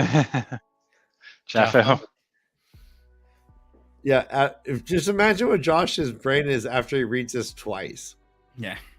Yeah. Where are we at in these discussions? Yeah. This was a short chapter, but yeah, that's pretty much it, unless Josh has something. Do. Brother Dan, I just figured this out. That's what we're doing next. We're going back through. Just back to the beginning and starting over again? Yeah. And then let's watch Josh's brain melt. So Fire and Spirit is the next one. Shame. It's a Nynaeve. Thane has magic powers now. He doesn't really understand what he has, but all he did was touch this kid across his face, and the kid was pretty much near death. He has a trained fucking Myrddraal just standing in the corner, just waiting. He is I don't know if we've seen anyone like him as far as like what's going on? Yeah. He said he's like, is he Mashadar or is the Mashadar me? Like, what's going on with him, Josh? What about Mashadar? I'm sorry, what? No, was it Mashadar or was it? What is Padden Fane essentially? Like, what do you think? Like, what do you think he? God, we've talked about this so many times. Yeah. So I know, but we learned or at least what is he doing? Not Mashadar, no. Padden Fane, no. Or Deeth, or Deeth, yeah. Or Deeth is the cross bond. So when Padden Fane entered Shadar Logoth, he was an open vessel because of his distillation. Oh, shit. And so Mordeth, who was the counselor, what's the word for it, Tom? Advisor to the Shadar Logoth ruler, right, in Eredal, was left behind, and his spirit basically entered the shell of Padden Fane via the dagger and bonded with him. Yeah, and he's even playing with it in this scene too. Exactly. And so and that's why we have the multiple accents and like the no delineation between his personalities, right? Like this is a hybrid human being. The thing that was Padden Fane, the human that was Padden Fane, the man, let's call it, is gone via the distillation. And that, similar to the dagger being ripped from, like, okay, think about this. So compare it to what happened to Mat after the dagger was removed from him by the Aes Sedai. He was left with all these gaps in his mind, basically, right? Yeah, because he wasn't there. That made okay. Mat and wasn't so there then the Aielfin come along and fill those gaps with the memories of all of the men who they had communed with over the thousands of years that the portal was open and working before it was closed during the Age of Legends. I like the idea that Mat doesn't have those memories because he wasn't Mat at that time. That's an interesting notion. Yeah, the only reason he was able to have those memories implanted was because of the vacancies that were there from the dagger being ripped from him. And so you can imagine that Padan Fane is an empty shell as the Dark One's, hound, was lacking this sense of humanness. So it was easy for Mordeth to come along and fill that via the dagger in the same way that the dagger filled Matt, right? I like it. But can you talk about why Padan Fane can like track Rand? Like something about the distillation. He was distilled so that he could track all three of the TAVERN from the two rivers, and he was familiar with the two rivers. He knew. Well, this is maybe me getting confused with the show versus the books, but he went to the two rivers. He knew Rand, Matt, and Perrin already. What? Say that again. He like in the books he was been going for what 10 years, right? 10 years, right? Yeah. Right. Look at me, Dan. Look at me. I'm impressed. So like, and then at some point, like he got in between that time he got distilled, right, Tom? While he was like at some point in those 10 years, yeah. He was like he was in Two Rivers. He talks about how he was a dark friend, and then at some point he was changed. He was a dark friend before that. He might have been a dark friend the whole time, but not the Dark One's hound or whatever he calls himself. Yeah. Yummy. What was I gonna say? I mean, the Warder bond. So the parallel here is with the Warder bond. Water bond. Okay, yeah. Okay. The Aes Sedai don't understand the Warder bond. They just do it. So presumably, whatever it is from a prior age, right? They just know the weave, or they, in the case of Elaine, she just intuitively knew how to do it. Yeah. Well, the Forsaken are unaware. They don't know where this came from.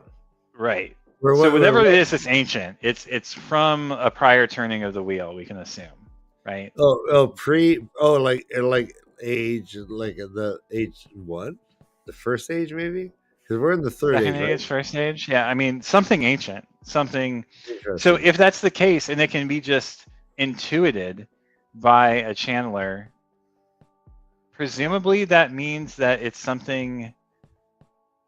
Maybe innate is the wrong word, but functionally integrated, right? Okay. So maybe the distillation just did something that works along the same lines, right? We don't understand either of them, so it's hard to say what it is, but they have something in touch. It appears from our reading, the textual evidence seems to indicate that there's something in common with the two of them, right? Yeah, nice. Awesome. All right. Is there anything else about this chapter? 28 letters. Yeah, I just want to say to everyone before we go into that, like, look, like, imagine like trying to be in a bed with this guy. No, thanks. No, I don't. No, I'm gonna go ahead and veto. I veto that. But like it was amazing. But goddamn, like this guy, like fuck him, unbelievable. Jesus. Seriously, Josh, you're blowing my mind constantly. I've read these books so many times. Like I don't know how you do this. Like honest to God, like the like what a mind, what a fucking mind. It was like I'm playing like Paddlywinks and you're like playing 3-dimensional chess. Did I say Paddlywinks? Piddlywinks. Piddlywinks? Piddlywinks. That is what he said. I'm Paddlywinks. But which is like me saying I'm up shit's creek without a paddle. Playing Paddlywinks. On a boat. Wow, Josh. Wow. And like Jesus, like yeah. I'm sorry. I'm drunk. Do we have any drinking obligations? Not with it. Well, besides that one, I said the something about being hard. I forgot what it was. But not on this chapter. I mean, did you? Where are you at, Ryan? Do you want to go on? No, I'm stoked. I'm having a great time. I'm having a time. Okay. Well, let's jump to chapter 29. This is where Nynaeve levels up, guys.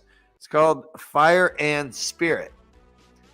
And it starts off with Nynaeve just being pissed off because everyone wants to break her bond, or not her bond, her block. Her balls. Her block. Balls. Right. They want to break her balls. They're taking the piss out of her.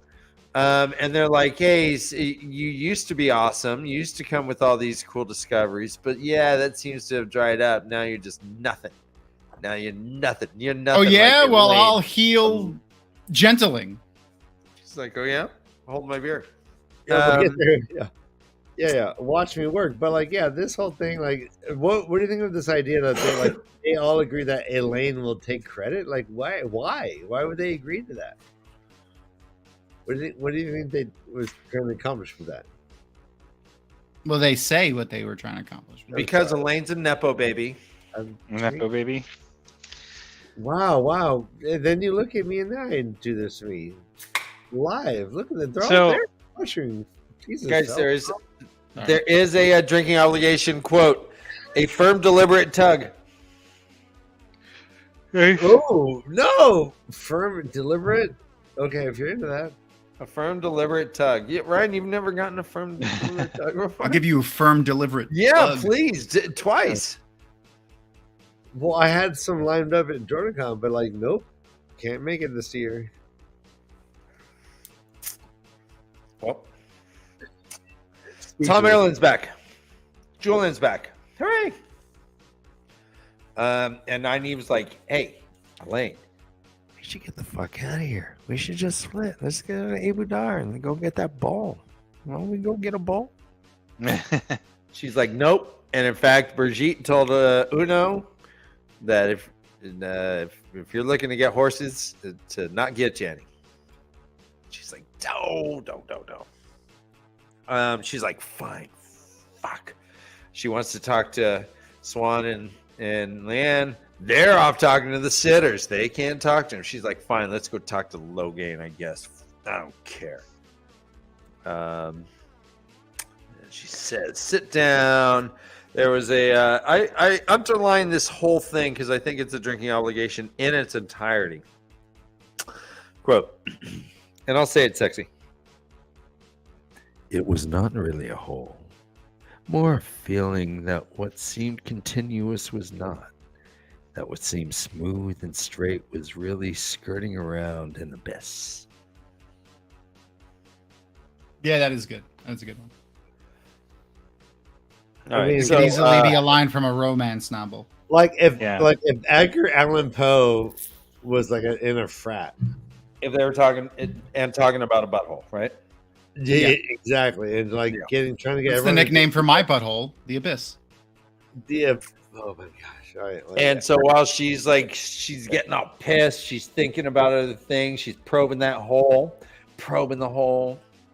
delving, digging, probing, with fire and spirit. So that could just be the description of the gusto in which she's probing the hole. And it was a slight widening of Logain's eyes that said she found the prostate. No, that she freaking healed Logain. She's like, she instantly just throws a shield on him. She's like, go get Shiriam. Elaine, go get Shiriam. I just healed. Don't tell anyone, but I just healed Logain. Yeah. The shielding too is and her holding it pretty easily is another interesting like little bit of how strong she is comparatively to Logain as well. To the rest of the Aes Sedai, where it takes 5 of them. Yep. Right, oh yeah, good point. Yeah, nice. She's like, oh, he is pushing hard, but I mean, it could also be that he just she mentions that it seems like he was flexing his muscles for the first time in the wild, and that maybe wasn't quite ready to work out at full strength. Yes, exactly. So maybe later on, maybe it's a combination of those things, you know. It could have taken 590s later because he is like just warmed up. Yeah, I get that. Right. It's pretty sick though. Even the Forsaken didn't think that was possible. Semiraj or Mogideon was always giving them her shit about trying to even do that.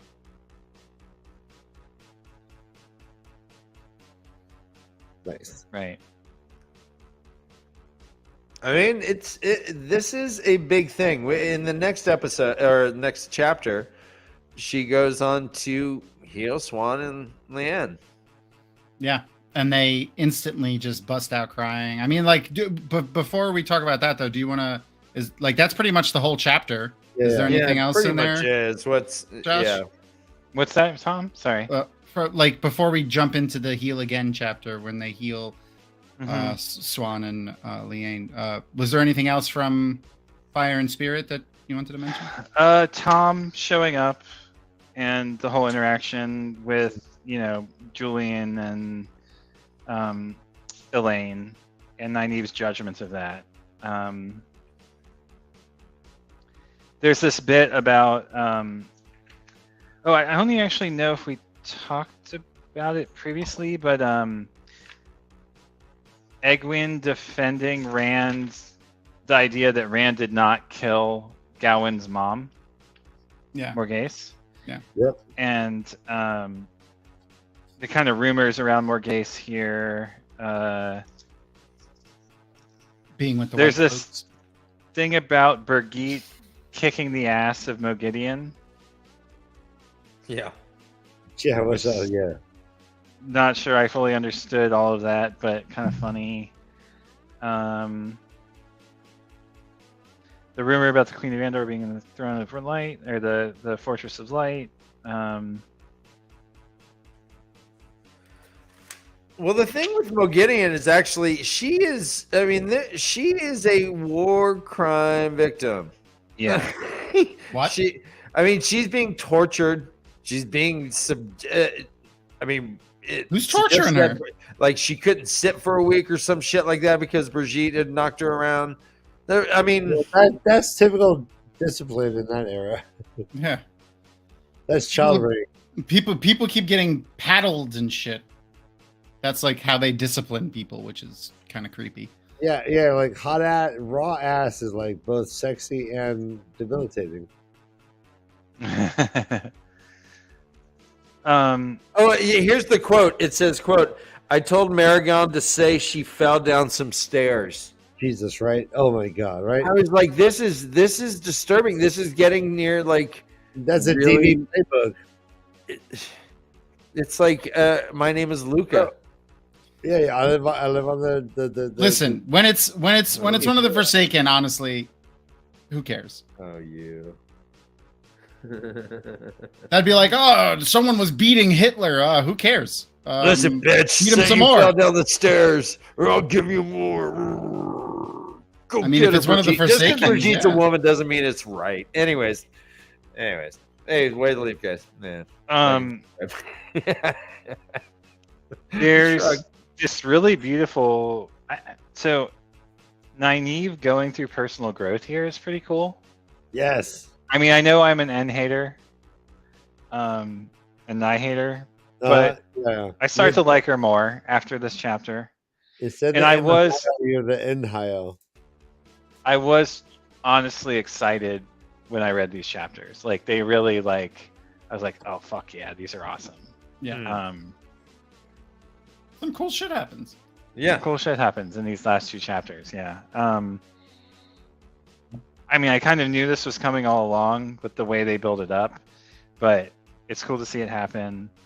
And Nynaeve growing, taking blame on herself and recognizing that it feels good. Yeah. Yep. Yeah, Well, just like. Oh. Go ahead, Dan. They also, no one really believes her. They're like, no, you didn't do it. What? Nah. Mm-hmm. And it makes you realize that they can't tell that a man can channel. They can shield him, but they can't tell if Logain can channel right now or not.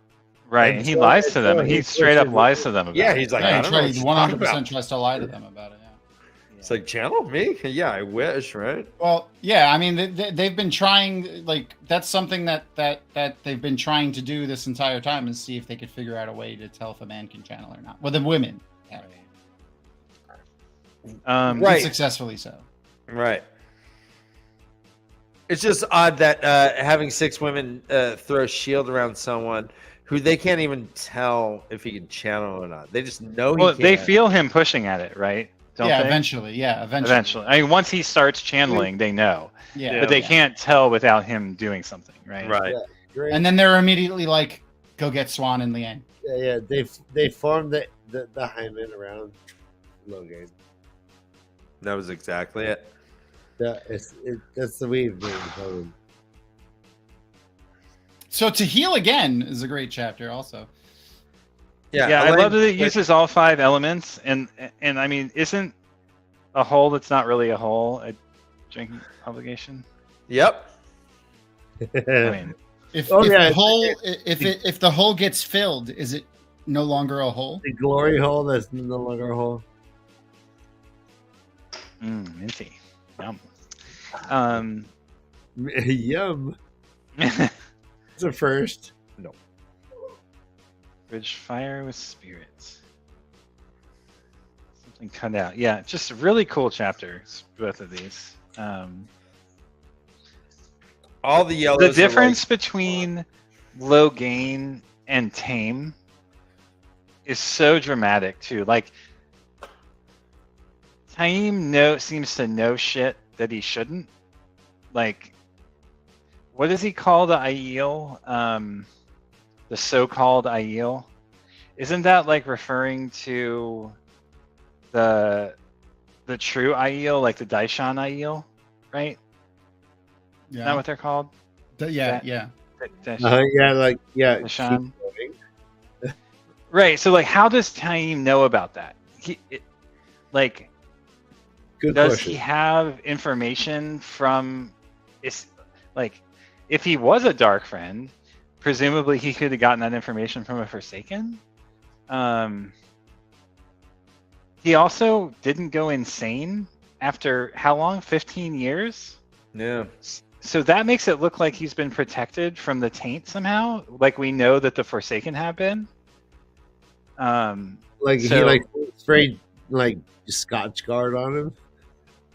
Well, no, we saw right when Rand killed, cut the black threads that connected Asmodean and Agenor. Asmodean and Agenor and all of them to the Dark One.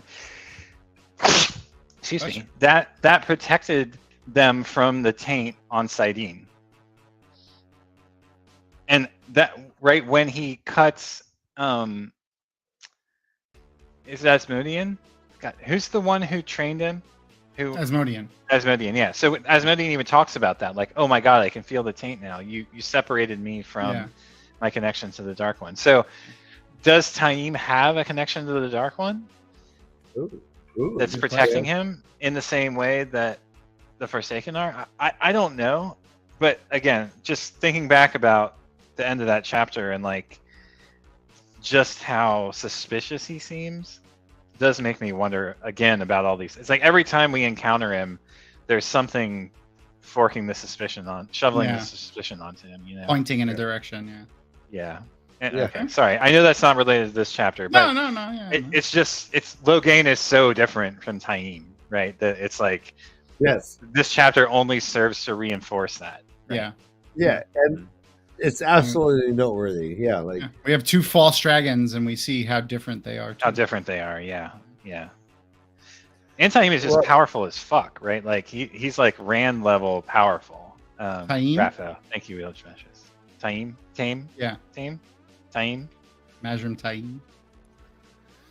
Well, fuck off. Then we gotta say his name is Padden Fain. Fain. Yeah, so, and we have to call Arkansas Arkansas. Not untrue. Sorry, Arkansas residents out there. Quote, feed you through the bunghole in the end. Only mush, though. Stale mush.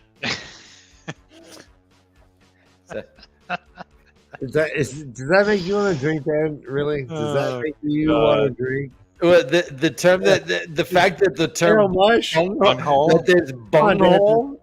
Well, you do know that's what the word bunghole referring to your butt comes from, right? Stale mush. Dan, Jesus Christ! Like you're exposing yourself every show. All right, it's getting worse. All right, let's wrap it up. Yeah, Dan's fucking Pornhub search engines has stale mush in it. Yep, stale mush. And like, just go with that. Full of two girls, 1 cup searches. I'm gonna feed you through the bunghole in the end. Much. Yeah. What'd you say, Dan? Nothing. All right, so they're like, she's like, hey, sorry, I didn't mean to do it. No, they're like, no, you just did the impossible. This is fantastic. And Nynaeve gets mad, and another drinking obligation because she thinks that, quote, they had manipulated her like a puppet. Fucking fuck. Does that mean we have to finish our drinks when they do that? Yeah, probably. What's with the puppet shame? Anyways. I mean, I like to be manipulated, though, so it's fine. Yeah, who doesn't like being manipulated like a puppet, right? I mean, if it's sexual, especially. Yeah, it's mainly just someone sticking their fist up my ass and then working my mouth like a puppet. All right, Dan, let's ask Josh what we missed in the chapter, and let's end the show. All right, go for it. I do love this bit about Logain talking about the Red Aja and kind of like closing that circle of we wondered whether he had been doing that on purpose. Whether his agenda was to crush the Red Aja. Whether or not that's true, we still don't know. Yeah. But we do see that it's his agenda. I love that he remembers seeing Rand in Camelin. Yeah. When he was in the cage. He saw him glowing. Yep. Like this one? What do you think that's about? I forget if Rand was channeling then or not. Ooh, okay, yeah. Otherwise, it could be something like Min. Isn't that kind of what Min sees? I guess Min's are more images. Symbolic. Yeah, she sees the images swirling around him. Just glowing. But glowing is what women see when they look at each other channeling. Correct. That is right. Let's see. You remember what made you think of using fire? Hashtag Josh Crocs. I love the questions of morality that come up around stilling Logain again. Re-stilling? Not just stilling him again because that would be wrong too, but stilling him wrong because of the amnesty that Rand has too. Oh, that as well. Although, do they mention the amnesty? I think they do, yeah.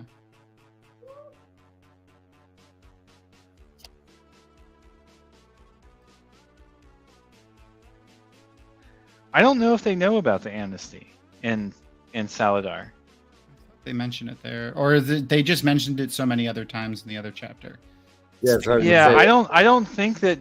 I actually I looked for that explicitly in the text here, and I don't remember seeing any. Yeah, maybe they didn't. They might not have mentioned it there. There's like a pretty big communication gap between the Saladar Tower and Rand in all of his places, right? God damn it!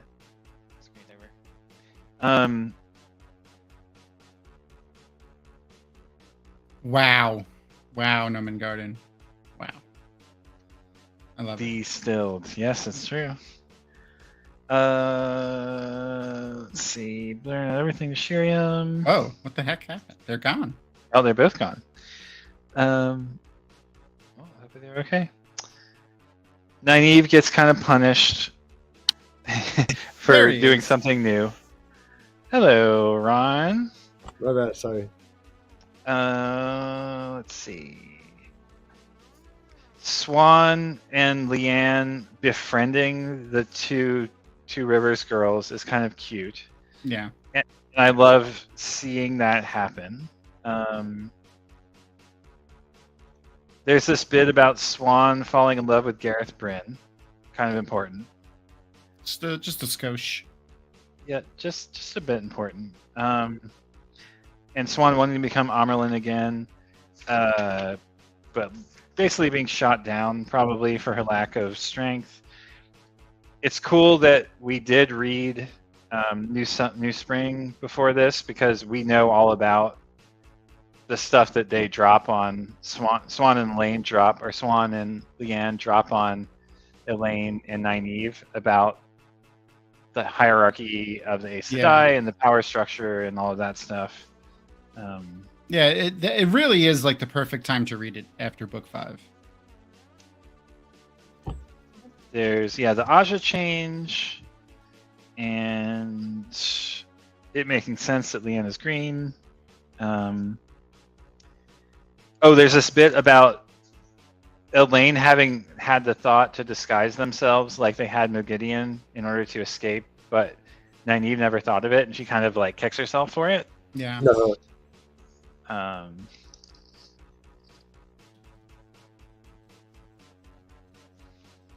Let's see. Hierarchy, power dynamics. Yep.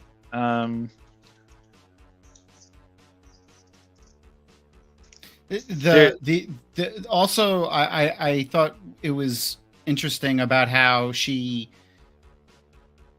kind of like felt the severing of her Swan felt the severing of her bond with Ulrich like instantly when she got right when she got because he was dead. Mm-hmm. Yeah, that was amazing. I forgot that happened.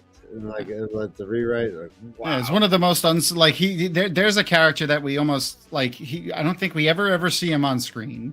He gets mentioned like once, just in passing. Yeah. So, like he's instrumental in this one moment, which is gut wrenching. Yeah. And we don't even meet him. Seems a lot like the episode of the show that everyone hates. We don't even meet him in New Spring either. He's not even in New Spring. Oh no! Is he episode 5? He's the reversal of episode 5. Yeah. This is episode 5 in the book. Yep, pretty much. That's amazing. Wow. Wow. Maybe we see him in Faldara, I think.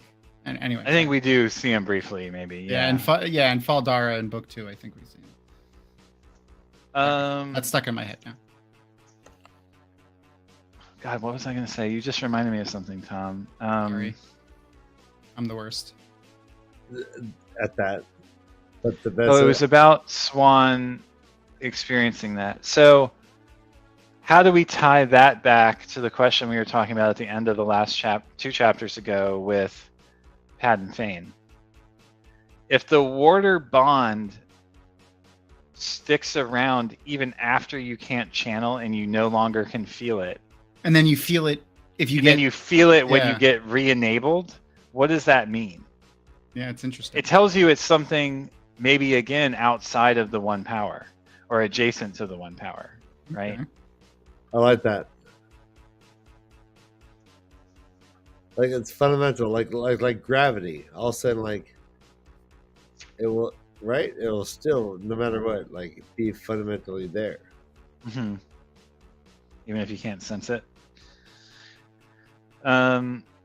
There's this bit about the dreams. Okay, well, so there's this really cute metaphor about the boat that Swan and Nynaeve kind of banter about. And then there's this moment where I think it's Nynaeve as she's falling asleep. It says, "Sleep slid in, and with it a dream. A boat with Leanne sitting in the bow, flirting with a man whose face was different every time." Oh, it was Elaine. Every time Elaine looked. In the stern, Swan and Nynaeve were struggling, each trying to steer in a different direction until Elaine stood up and took charge. The captain keeping secrets could be reason enough for a mutiny if need be. It just is like an interesting callback to the 3 women in the bow of the ship in the vision about Rand, right? Okay. Oh, okay. Yep. Interesting.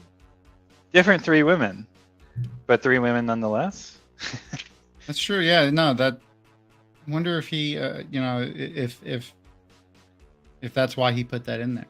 Yeah, is that just a sparse echo, or is it an intentional repetition? Wait, did he have an actual like a beat on the 3 women in the prophecy, or is it just 3 women?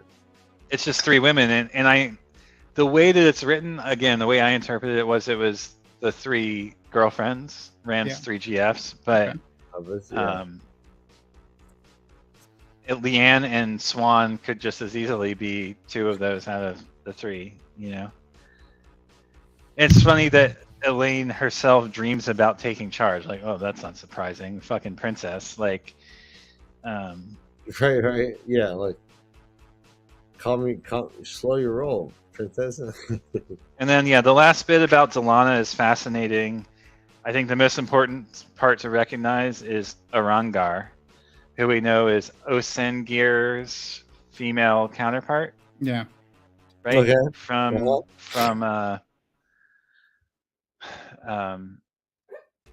the Shao scene Ghul. with, the scene in Shao Ghul with Shadar Haran. Shadar Haran. Yeah, exactly. So I mean, Delana apparently is also a dark friend. And it's a funny way that it's all like that the subtext of truth is all communicated about. So it was Semirhaj who killed the warder and the Aes Sedai, right? Yeah. Okay. Mm-hmm. It was jarring to see Delana's how easily she swung from like being so nice and caring about Swan, and then all of a sudden it's like boom, she's a dark friend. Like that's right. Freaking sociopath right there. Like she's crazy. Yeah, well, this harks back to like what Ryan's always asked about dark friends. Like, not exactly what does it mean, but how is it that one is manipulated into being a dark friend? Or is it manipulation at all? Is it a choice? Like, how is it that it affects you as a person? And presumably there's a whole spectrum, right? Of like sociopaths like this who like essentially live their best life, but then at the moment the Great Lord calls, like just shift gears and become, but we even see the Forsaken are afraid when it comes to the Great Lord. Right. Yep. So it's not surprising that this chapter ends with Delana Mousseline was afraid, right? Like that fits very much in line with my like understanding of the relationship between the Forsaken and the Great Lord and all of that, right? Yeah. Amazing. Well, I mean, like how, of course they're the Forsaken know well enough to be afraid of the Great. Yeah, that's true. All right, well, hey man, I mean, good work, Josh. Good work, Tom. Always. Dan. Yeah, good work, Ryan. Yes, we send all the good technology vibes over to Brother Dan. Yes, next week. So next week we'll be back for another installment of First Time Reader Show, the LeafCast. Read and found out, bitches. And so we got through all the chapters finally. So are we going to do, let's see, 31 is page 435. Mm-hmm. Yeah, keep talking. So, essential. So maybe we do 31 through like 38? Sounds good. Sounds good to me. That's like 70 pages in my book. Yeah, that's not so bad. Yeah. 30. Let's shoot for that. And if you need to change it, let me know. And then the following week we'll be at the conference. Yes, we'll be at JordanCon. And shameless plug, Monday we're going to be doing some on the Meet Tom. We'll be interviewing some people from JordanCon on the on the Monday show. Oh, awesome! Check that out. Cool. Sounds good. All right, everyone. We'll see you next week. Yeah. Hi, everybody. Read and fuck off.